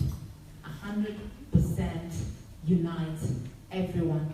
Every man, every woman, we must unite. We cannot have conversations about women issues in the absence of men. It is time to invite men in these forums so that they know what we are complaining about, what we are being activists about. I know, you know, I'm sorry, he's a very good friend of mine, but I have to point a finger. You know? He needs to understand why women are activists. So if we don't invite him, along with other women, on the round tables, and we become isolated, then they think, you know what, there's an agenda here. You know, feminism should not mean isolating men. You know, it's inclusion. So we plan to unite and not divide. We also plan to, I'm an agent of human love, and in everything that I do, whether it's business, I run a very successful film studio and other businesses, human love has to be in the middle of it. Human love has to be in the middle of it, because as we speak now, women in the Congo are being loaded in trucks with their families, crossing over to Angola. Why? Because there's war. Why is there war? Because there's no human love. So we have to practice human love. So with FOP, we promise you that we are going to spread and practice human love. We're also going to solve problems, not create them. We don't want to be part of these problems. Solutions now. It's time for solutions. We've attended many conferences now high heels, low heels, gowns, short dresses, and everything. It's now time for solutions. We know the problems. Now we want to solve these problems. And very important, we have to encourage women to be on policy-making tables, not to be on the side. We are no longer going to be on the side watching. The UN is not going to represent us. The AU is not going to represent us. We are going to use our own voices to be on these tables to represent ourselves. And Kate, I know that that's what you want. That's what you want for every woman to get her voice back. Because we need to negotiate fair deals for every woman. And when we have a fair deal for every woman, we have a fair deal for every family, we have a fair deal for every nation. And that's what we want. We want also to encourage economic empowerment. Economic empowerment for every woman. We don't want to be going around with begging bowls. No. Money must go around to every family, to every woman. Money must go around. Healthcare for families. Fight injustices. Fight injustices. Whether it's domestic violence, child abuse, FGM, discrimination at work, unemployment. We are going to be at the forefront of that. Global education, and encourage women to step confidently in leadership. Do not be apologetic.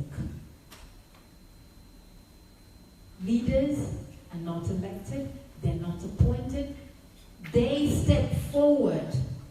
If you feel that you're a leader as a woman, you must step forward.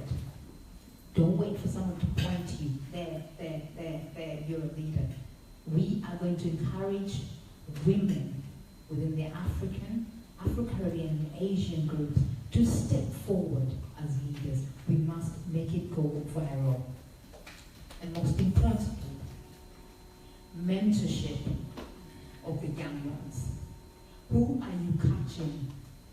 And that's one program that was started last year, Catching Them Young. So we're going to carry on with that because that's very important. We're also going to practice practical solutions. No, you know, as I say, you know, we've talked enough, too much talk. Where is the money? Where is the practical solution? I mean, I was at an event today. I told a story very briefly about a woman in the village who was lying in bed for 6 years. She's not related to me. We only discovered her 6 months ago, spinal cord injury. And her 11-year-old daughter was not going to school because she had to look after her. Between me and my mother, we stepped in to look after this woman who we had no affiliation with. Unfortunately, she died on Sunday. Because you know what? The UN did not arrive, the government did not arrive. But between you and me, practical solutions, individual responsibility, we can arrive. And FOB is going to make sure of that. We are going to reach these grassroots people that the big organizations do not reach. So I hope that you are with us in this. I think I'm going to stop there. Thank you very much. Thank you. Can I now invite questions from the audience? Okay. I'm walking with trepidation.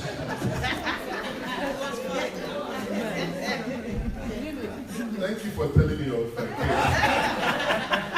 Now, let me say it again. Maybe you misunderstood me. I'm a lover of women, first of all. I come from a family where, and I'll tell you why, how. I come from a family where I grew up, we never used to know that women were weak in any way. Because my own mom there's no way you're going to be in front of my mom and Cllr Week. I have sisters, I come from a family. In fact, it was when I grew up that I realized that people were fighting for women's rights. I used to think that women were the stronger gender. That was because I was raised by a single mom. So I understand the struggle of women.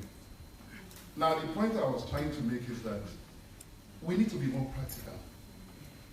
And there's no way I'm going to joke about this. It's not a matter of joke. It's simply that if we have been trying to solve a problem for several years, for tens of years, using the same method, it's high time we start to change our approach. And all I was saying is that we need to be more practical now.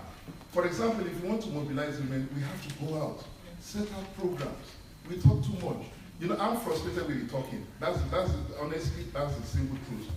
And what I've seen in the past, while I was growing up, is that people have used popular language all over the years, and nothing is changing.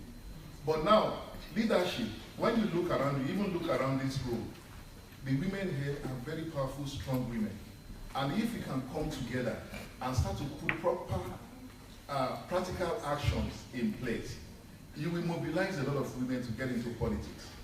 So if we organize an event, an investment summit, and we invite women, let's for example, go to Nigeria to go and bring a billionaire to talk to our women about how they can set up businesses. Are you coming to that kind of summit to talk about how women have oppressed women? No. You will end up not gaining anything from that person. That's the point I was making. So if we're not focused, we're just going to be talking about the same thing, we're not moving. So, and that is what I said about activism. We need to reduce the activism a little bit and get more into action. Because we talk too much. You see, if we continue to talk, we will get nowhere. So, you are an MP, for example. How did you get there? Was it that women were fighting for you to become MP? No. You went out to campaign to everybody. So, if you go out and you start talking about how women should be allowed to become an MP, honestly, you wouldn't have gotten to that position. That's reality. So, we need to change our approach a little bit. Let's be more practical. Let's start to tap into the opportunities that we have and use we have powerful women that can actually put programs together. And we need people like you in the UK to change the approach a little bit. I have daughters. My daughter got first class yesterday. And I'm so proud of her. And she's doing a course that a lot of them will run away from because she chose her course, she chose the university. So, and in my home, I've told my girls, you are not superior to anyone, but you're second to none. As long as we're teaching our women that they're not inferior to anybody, and we start to put practical action in place, we will change the direction of things. Thank you. Someone over here from earlier. Hello, good evening, everyone. So, I'm not quite sure if everyone knows this, so I'll introduce myself. My name is Cllr Anyama. I'm Kate's daughter. So to welcome everyone here tonight. My first bit is a comment and then a question. So the comment is just to do with young people in politics. I've kind of been touching on these things the whole night. One of the main things that I think that we could do to get more young people in politics really lies within this room, which is some of you adults that have children. It comes from education from home. Because sometimes for young people, it feels irrelevant to us. And unless at home it's taught in the sense of newspapers, just sitting down and reading the newspaper, understanding what's going on in the world, encouraging young people to watch the news and have a good understanding of what's not just happening next door, what's happening in the wider community. I think it all stems from the house. And I think from what my mum has done while we were growing up, is to really take on board what's happening in the world and not just what's happening next door. And see how, okay, you may not be able to affect the wider nation, but what can you do in a community? I think growing up, seeing my mum being very active in the community herself, and then actually talking to us about what she's doing and how it affects others, and then from that, how a domino effect will help the wider world, really encouraged me to be like, oh, okay, wow, I should be doing something. I should be getting active, because although it's the little things that we do, those little things are domino effect.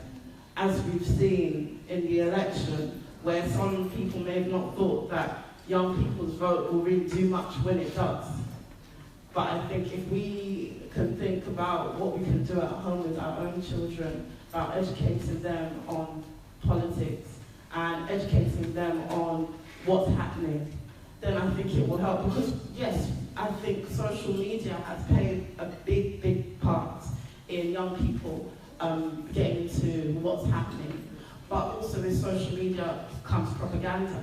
So, you know, they may not be getting everything they need from social media, they may not be understanding. So I think it's down to the parents to monitor what our children are taking in and really talk to them so that they have a good understanding of what's happening and encourage them.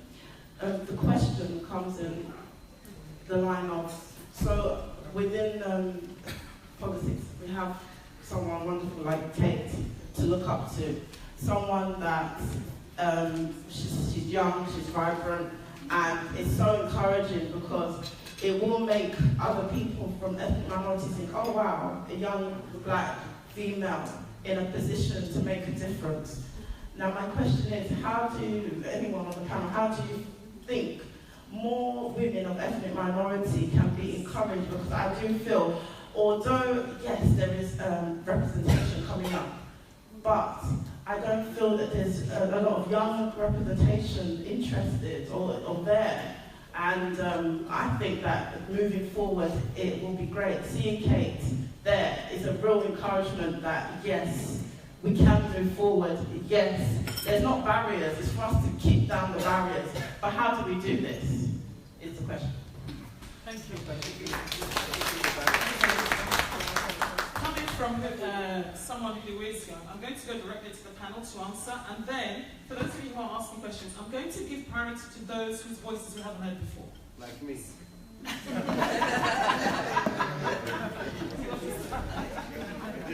Okay, fantastic questions. So I didn't get your name. Chinelo. Chinelo.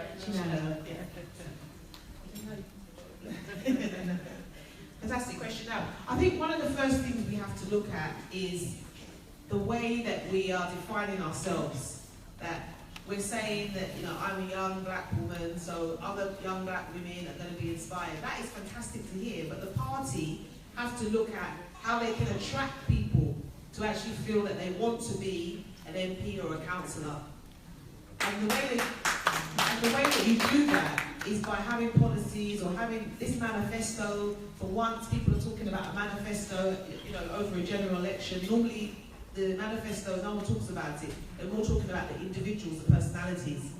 And what we've seen over decades is the party has elevated people who don't look like us.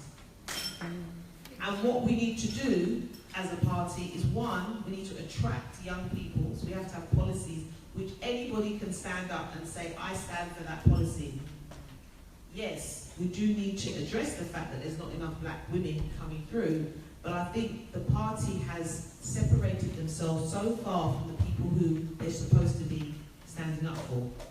And I hope now we're moving in the direction that more young people of colour, young, working class, disabled, whatever, feel they can come forward and say, I want to be an MP or I want to be a councillor, because I feel the party has moved away so far away from the people it was meant to be standing up for, that was a massive void.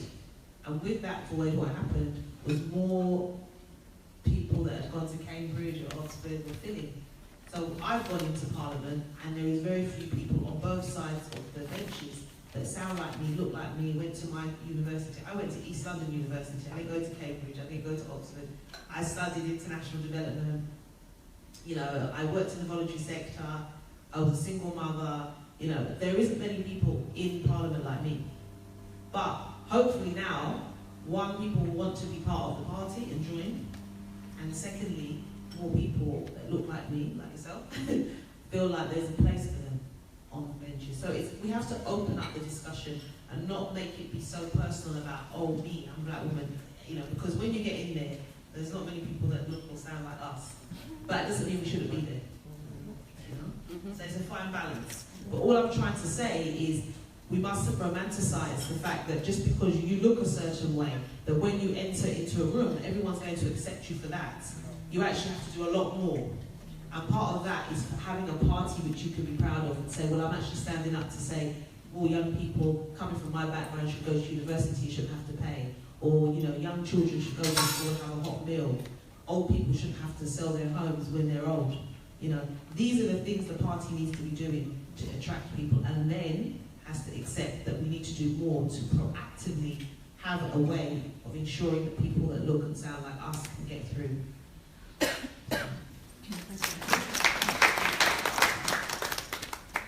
I would like to add,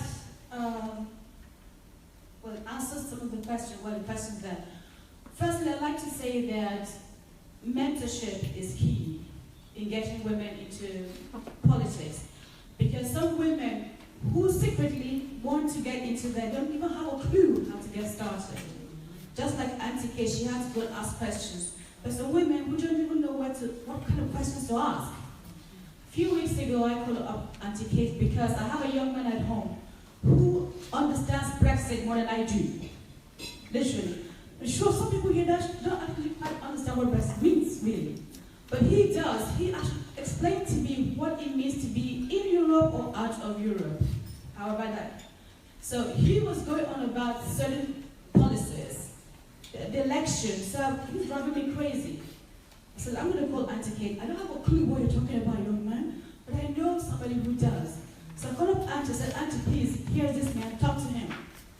He probably is interested in politics. I don't have a clue. Please tell him how to get started. So I think mentorship is key, because there are people who want to get started but don't have a clue how to get started. So if there's a way you can organize, Aunty, maybe you and this Kate here, know how to probably put a mentorship program together where young people, not just black women, but young men as well, to get into politics, for them to know how to reach you all and where to get started. I think that would be quite helpful. Also, I believe from our community, there are women who really should be in politics, in political arena, doing great work, but they find themselves in community groups fighting for posts. Really, I'm sorry, but I'm thinking, you shouldn't be fighting one another for little posts in your community, because you're bigger than that. They are so big that they want to do something greater, but they're not sure how to get started. Please do not be afraid to ask Aunty Kate or anybody you know, how do I get started? Because there is enough room, there is enough position to go around. If we only know how to engage, get engaged, to only know how to get involved, to only know how to ask the right questions to get started. Third point I'd like to add to this is that, again, women have to support women, because it's good to talk about it, but then some women do not want other women to progress. Am I right? Or am I right?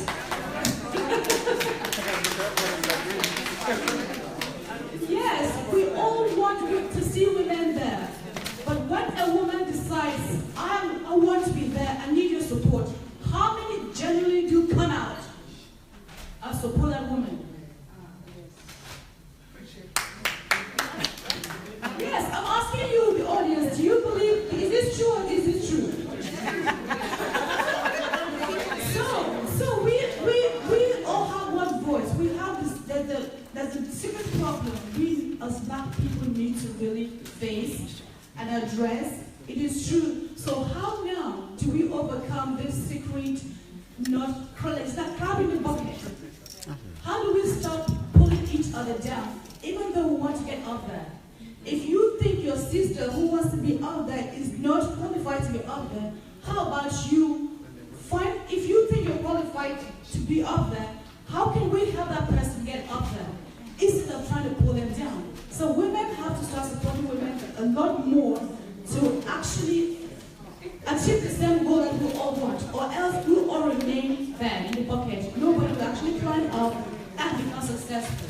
Thank you very much. Thank you very much to the great two speakers, Kate and Felicity. As you know, we are now focusing on solutions, and I'd like to just publicly declare that FORP membership is free.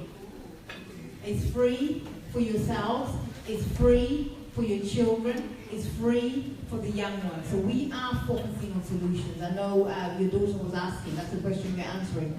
How do they get in? So it's free. And with FORP, we are going to offer training to get into politics. As you know, our founder, Dr. Kate, is a midwife by profession. Anyone can get into politics. Even if you're a street sweeper, you can find yourself as an MP or a councillor. With training that FORP is going to provide. Do not shy away from politics, because everything is politics. What's in the home is politics. We have seen what's happened in Grenfell fire. May they rest in peace. That was politics. That is politics.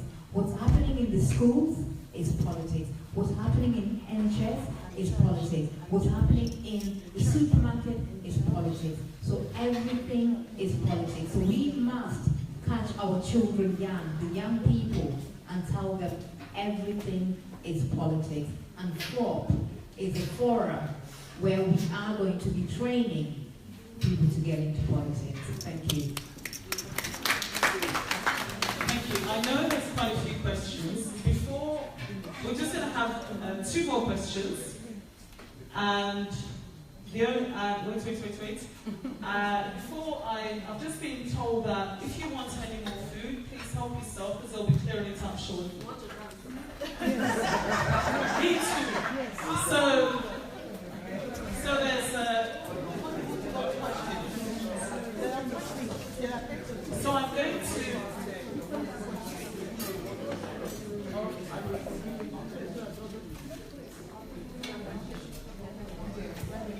All right. So I'm told that when you ask a question, I'm only asking 2 people. There's a lady there who was had her hands up earlier, and I've just been told by Aunty Kate that the person next to you. When you ask your question, please direct it to somebody.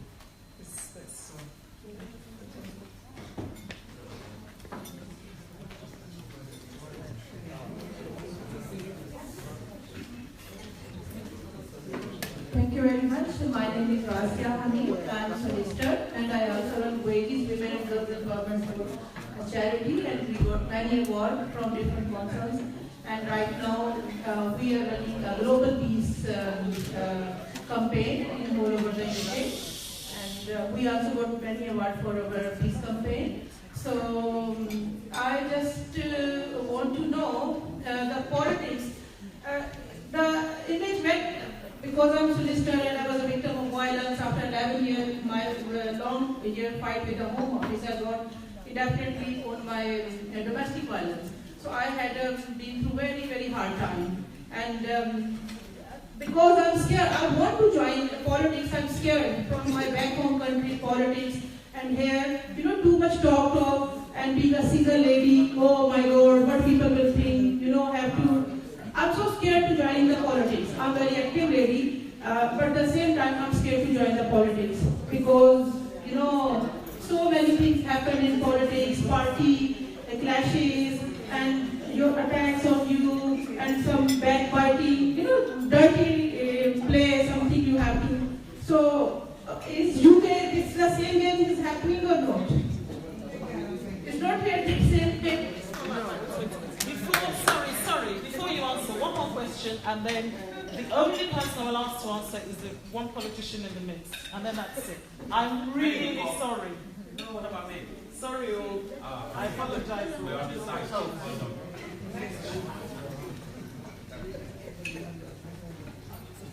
Distinguished guests here, my name is Dr. Boma Douglas. I'm the new chairman of the Central Association of Nigerians in the United Kingdom.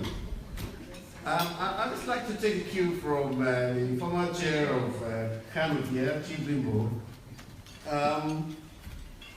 Recently, we paid a courtesy call at the High Commission, and the newly elected Executive Council, visited the High Commission, And we all lined up.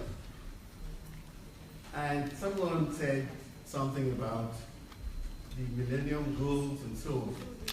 And the ambassador there turned around and said, excuse me, you're about 12 members in the Executive Council, and 8 of you are women. So, I think you've gone more, higher and above what is expected. So, sincerely, women are going places. So, I'd just like to congratulate our sister Kate Osamor for what you've achieved. Please give her a round of applause. And thank you so much, Dr. Kate, for all the wonderful job you're doing. Thank you so much. That's all I have to say. Okay. Can we have a question? That wasn't a question. Well, you want a question? Right, the question is, how are you coping within an environment with so many men, and most of them are probably in their 60s? So how do you cope within the parliament? That's what I have to ask. Okay. This is fantastic. First of all, I'll just speak to the sister. So I didn't get your name? Razia. Razia, thank you. Razia, the question that you have just posed is really, really interesting, because when I go out knocking on doors, there are many people in Edmonton that support Labour, but because of where they come from, they don't want to put up the posters in their windows. Because back home, when you identify supporting a certain party, it can bring violence to you. And that is a big fear. In the UK, there is a lot of backbiting and, you know, this, that, and the other. This one says this, someone goes on TV, says something bad about someone else. But in the main, it's safe. So you can join, you can get involved, nothing will happen to you. Might be a bit of shouting in a meeting, but that's about it. It's not like back home where you could, you know, in all seriousness, lose your life for being affiliated to a certain party. It's very different. So please join, get involved. You're very welcome. Yeah?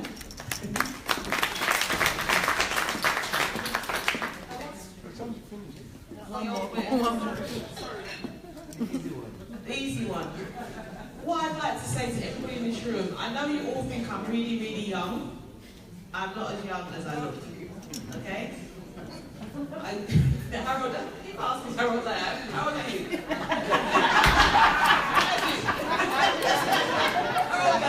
I'm a lot older. Maybe your age.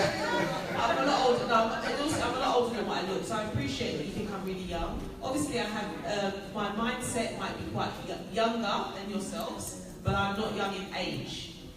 Yeah, I'm a lot older. Do you want me to say how old I am? Yes. No.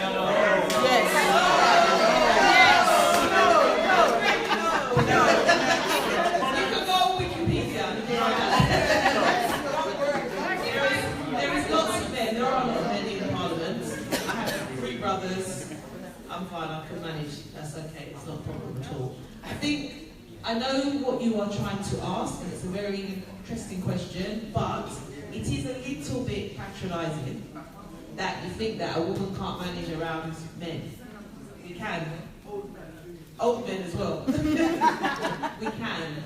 Because the purpose of me being in Parliament is not to be worrying about older men around me. It's about representing Edmonton and getting my voice heard and understanding the mechanisms within Parliament and being a legislator. So my fundamental dream would be to be in Parliament and to be in government. That's what I'm there for, not to be worrying about all the old men, and that's no consequence to me.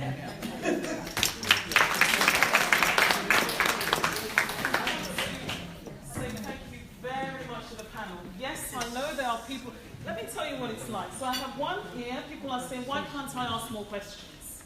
And then I have on the other ear, someone saying, we want to finish, we want to dance. Yes. So we're out of time according to my time. So I'm really sorry for those who are not able to ask questions. And for me, what it says is, it means this conversation can carry on when we're later, or even amongst ourselves. So So I want to thank the panel, I want to thank all three of you, and I would please ask you to do this by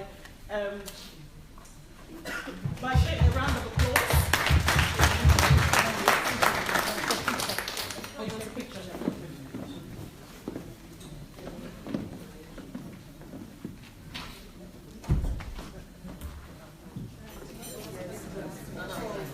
We need to get the dress. If we can. 1, 2, 3. One more. 1, 2, 3.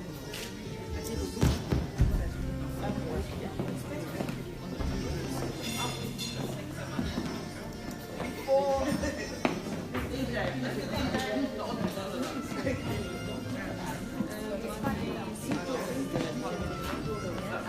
I won't use the microphone.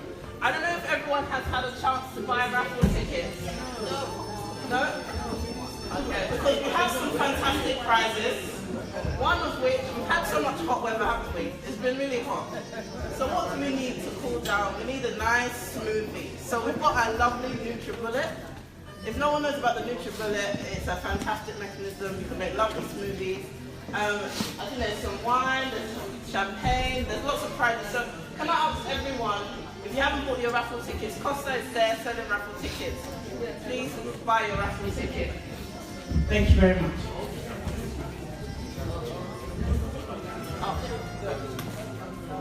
Can I just add also, thank you so much, Kate. You have a big job to do because we are definitely coming to you, you know, for all this mentorship and so forth.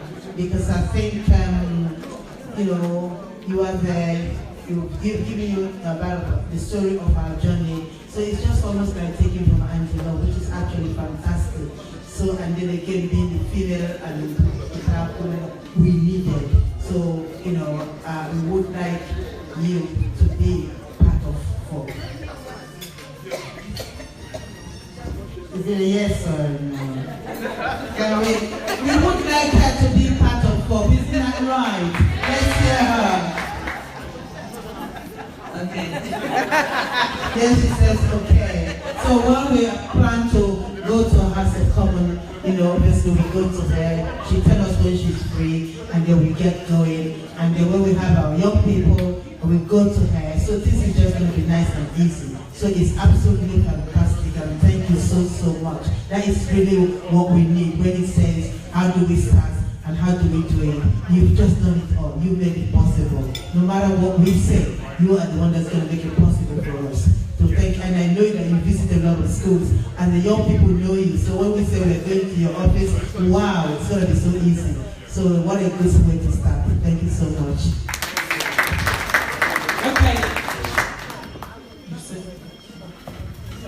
If you haven't noticed, in the corner there, there's a lovely young gentleman. I'm a bit biased because he's my brother. And he's doing some caricature. So if you like your picture drawn to take home and frame and show your friends and family, please feel free to speak to him. Okay. We are going to have an extraordinary woman make a final short address. I'm going to invite onto the stage Jenny Okafor.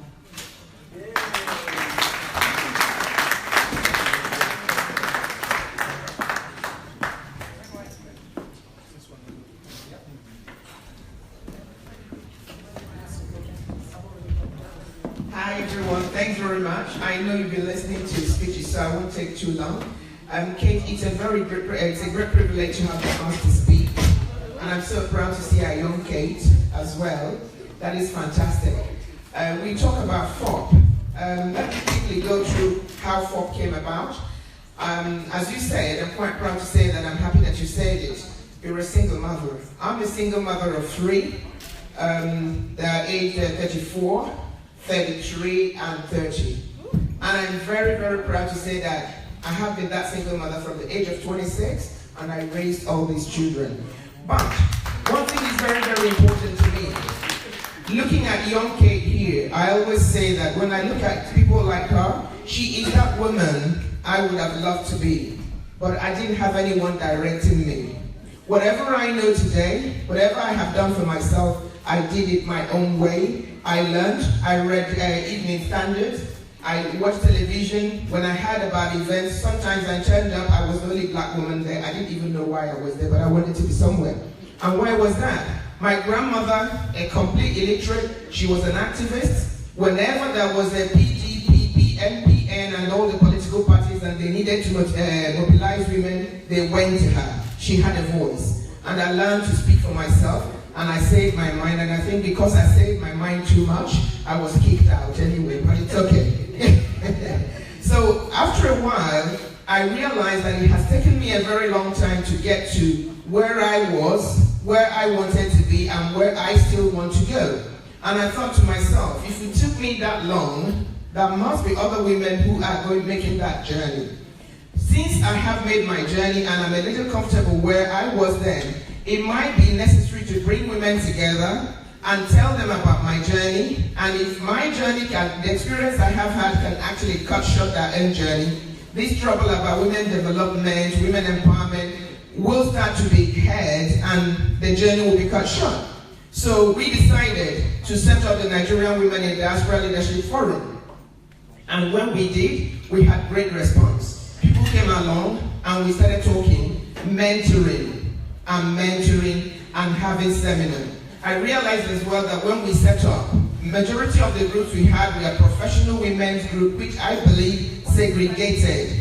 And a lot of us do not have the confidence. There are still places that when I want to go, I need someone to hold my hand, to give me the confidence to go there. So we started seminars we called Every Woman Leadership Forum, because we believe that every woman is a leader. If you're selling pepper in Peckham Market, you are a woman leader teaching people how to sell pepper. It might be somebody's ambition or aspiration to become a pepper seller in market.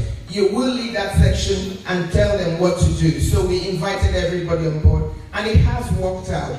Kate mentioned something that is very, very important, and also Bimbo talked about it. We keep talking about women. In the world, we're supposed to have more women than men. But why do we still have more men in leadership than women? The truth is that women don't support each other. A lot of us have come to believe that leadership is a domain of men. And because it's a man or man-only thing, whenever I show my face and say, I really would like to be a counselor, everybody thinks, this Jennifer, she's too bold for her own boots. Pull her down. And you forget something. As you're pulling me down, somebody else is watching you pull me down. And when you want to do something that is very special to you or important to the community, they will do the same thing. And when they pull you down and then we keep pulling each other down, how are we going to do it? So one big thing is lack of presentation. If I want something, I ask for it. If I don't get it, I move on. I go to the next one until I get what I want. So I think that women must learn to begin to ask. And you keep asking. I listened to a pastor and she said, if you need something, ask. If you don't get it, demand. And if you don't demand, kick. If you don't get it, kick open the door, and then if it's not there, move on, go to the next one. So don't take no for an answer. And when we talk about it, we need mentoring. And when you talk about mentoring, there are so many women here who can mentor other women. But the truth is, if I'm prepared to mentor you, are you prepared to have me mentor you? Are you prepared to believe me? Are you going to be in competition with me? We've competed so much and for so long. We can't continue this way. The way I'm looking at it, Kate Anolue may be the perfect writer in this room. The young Kate could be the best speaker in this room. And the rest of us are cheerleaders. Why don't we cheer Kate to write? And we give to this young Kate to read? And whenever we go anywhere and people see us, they say, oh, don't mess with them. Because if you need a writer, they've got one. If you need a speaker, they've got one. And that is the only way women can survive. So based on that, I need to actually wrap up. Somebody said something about, Kate said something that we need men to actually be who we want to be. Just like I thought about Nigerian women in diaspora, I have been thinking about how we can actually get more men involved. I thought to myself, so much has been said, so much has been done, so much has been achieved, so much remains to be achieved, and so much remains to be said. But We can't continue talking about the same thing over and over again. There must be something that we are missing. And I thought to myself, what we are missing is men. We need men talking about women development. If we keep talking about it, my ex-husband, if she sees me in if he saw me in FOP, that would be a big battle at home. He will beat the living hell out of me because I'm going to learn from these mad women who are trying to kill their husbands. They want to take power from other men. And I tell you, there are still men in our world who still think that way. So because of this, I have also decided to start a new initiative. I've called it He for She Heroes. And these He for She Heroes, basically what I want to do, I want to approach all the men in our community. I want to approach men in workplaces and say, look, if you support women development, join us. If you join us, we will recognize you, you tell us what you have done, and that will encourage other people to begin to think about supporting women. So we have decided that on the 14th of October this year, we are going to have a He for She Heroes Award and Recognition Night. And it will be an opportunity to encourage and applaud men who have been supporting women and help other men to come along.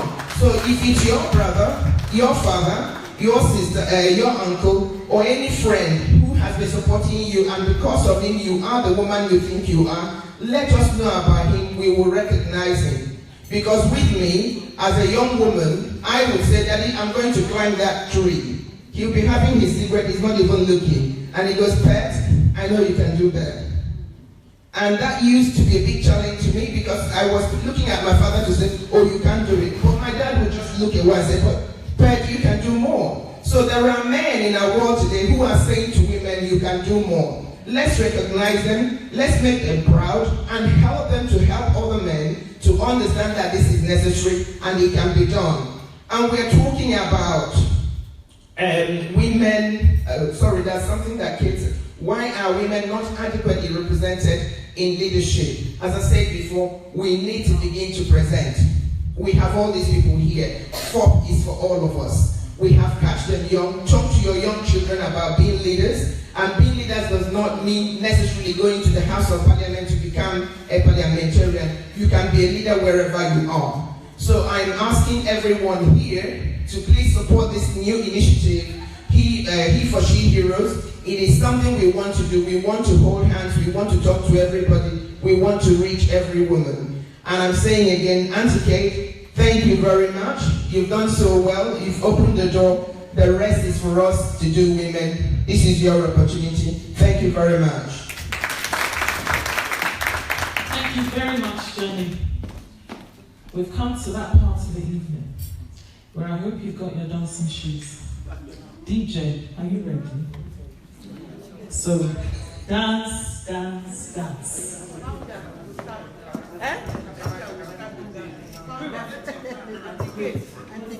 on now.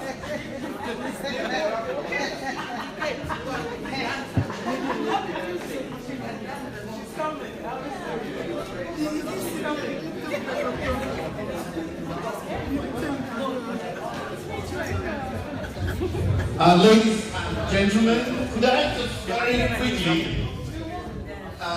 recognize the presence of the first vice chair and second vice chair of CANUK, Roque and Emmy Benson. Please give them a good round of applause. Thank you.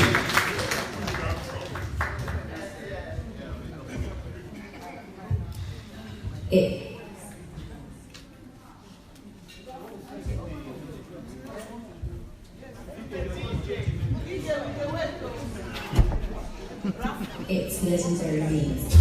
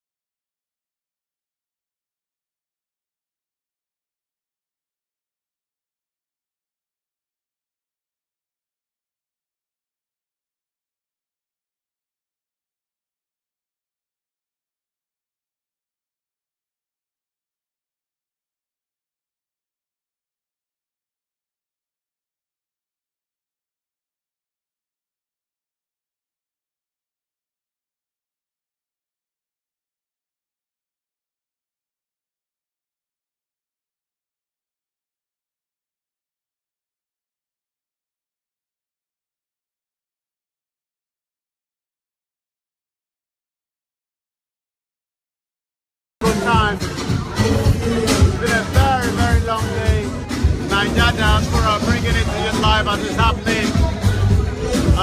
We were at the Women's Matter this morning, and we've actually come down to women in politics in 21st century.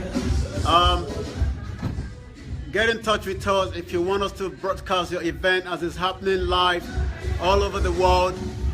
We were yesterday at the Nursing Association. We're also here now at the Women's Matter, where we now came down to women in politics in the 21st century. The most important thing is, again, as usual, my name is Olayomi Koiki, Nigeria Diaspora, one central hub, connecting the Nigerians, not just here in UK, but globally as well. You've heard it all from the Member of Parliament, Kate Osamor. How do you encourage the women to get involved in politics? The most important thing is mentorship. A lot of hard work has to be done around that as well. Also, you must also get involved in politics, because politics is one of the most important things that dictates everything that we do in life. You know, whether you live in United Kingdom, whether you live in Nigeria, whether you live in Kenya, Uganda, wherever you are all over the world, politics is a very, very important thing that every one of us must get involved in.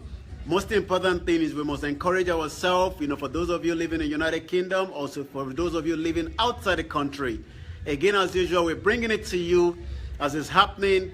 Sometimes it takes a long day, sometimes it takes long hours, but the most important thing is we must continue to make sure that we give it to you as it's happening. If you want us to be part of your event, make sure you get in touch with us, yomi@nigeriadiaspora.net. Also, join me every Wednesday between the hours of 7 p.m. to 9 p.m.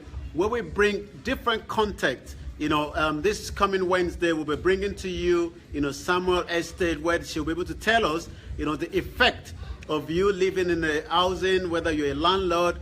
Also, the about authentic music will be coming out tomorrow. The snips, we've been sending it out tomorrow, the 25th of June 2017.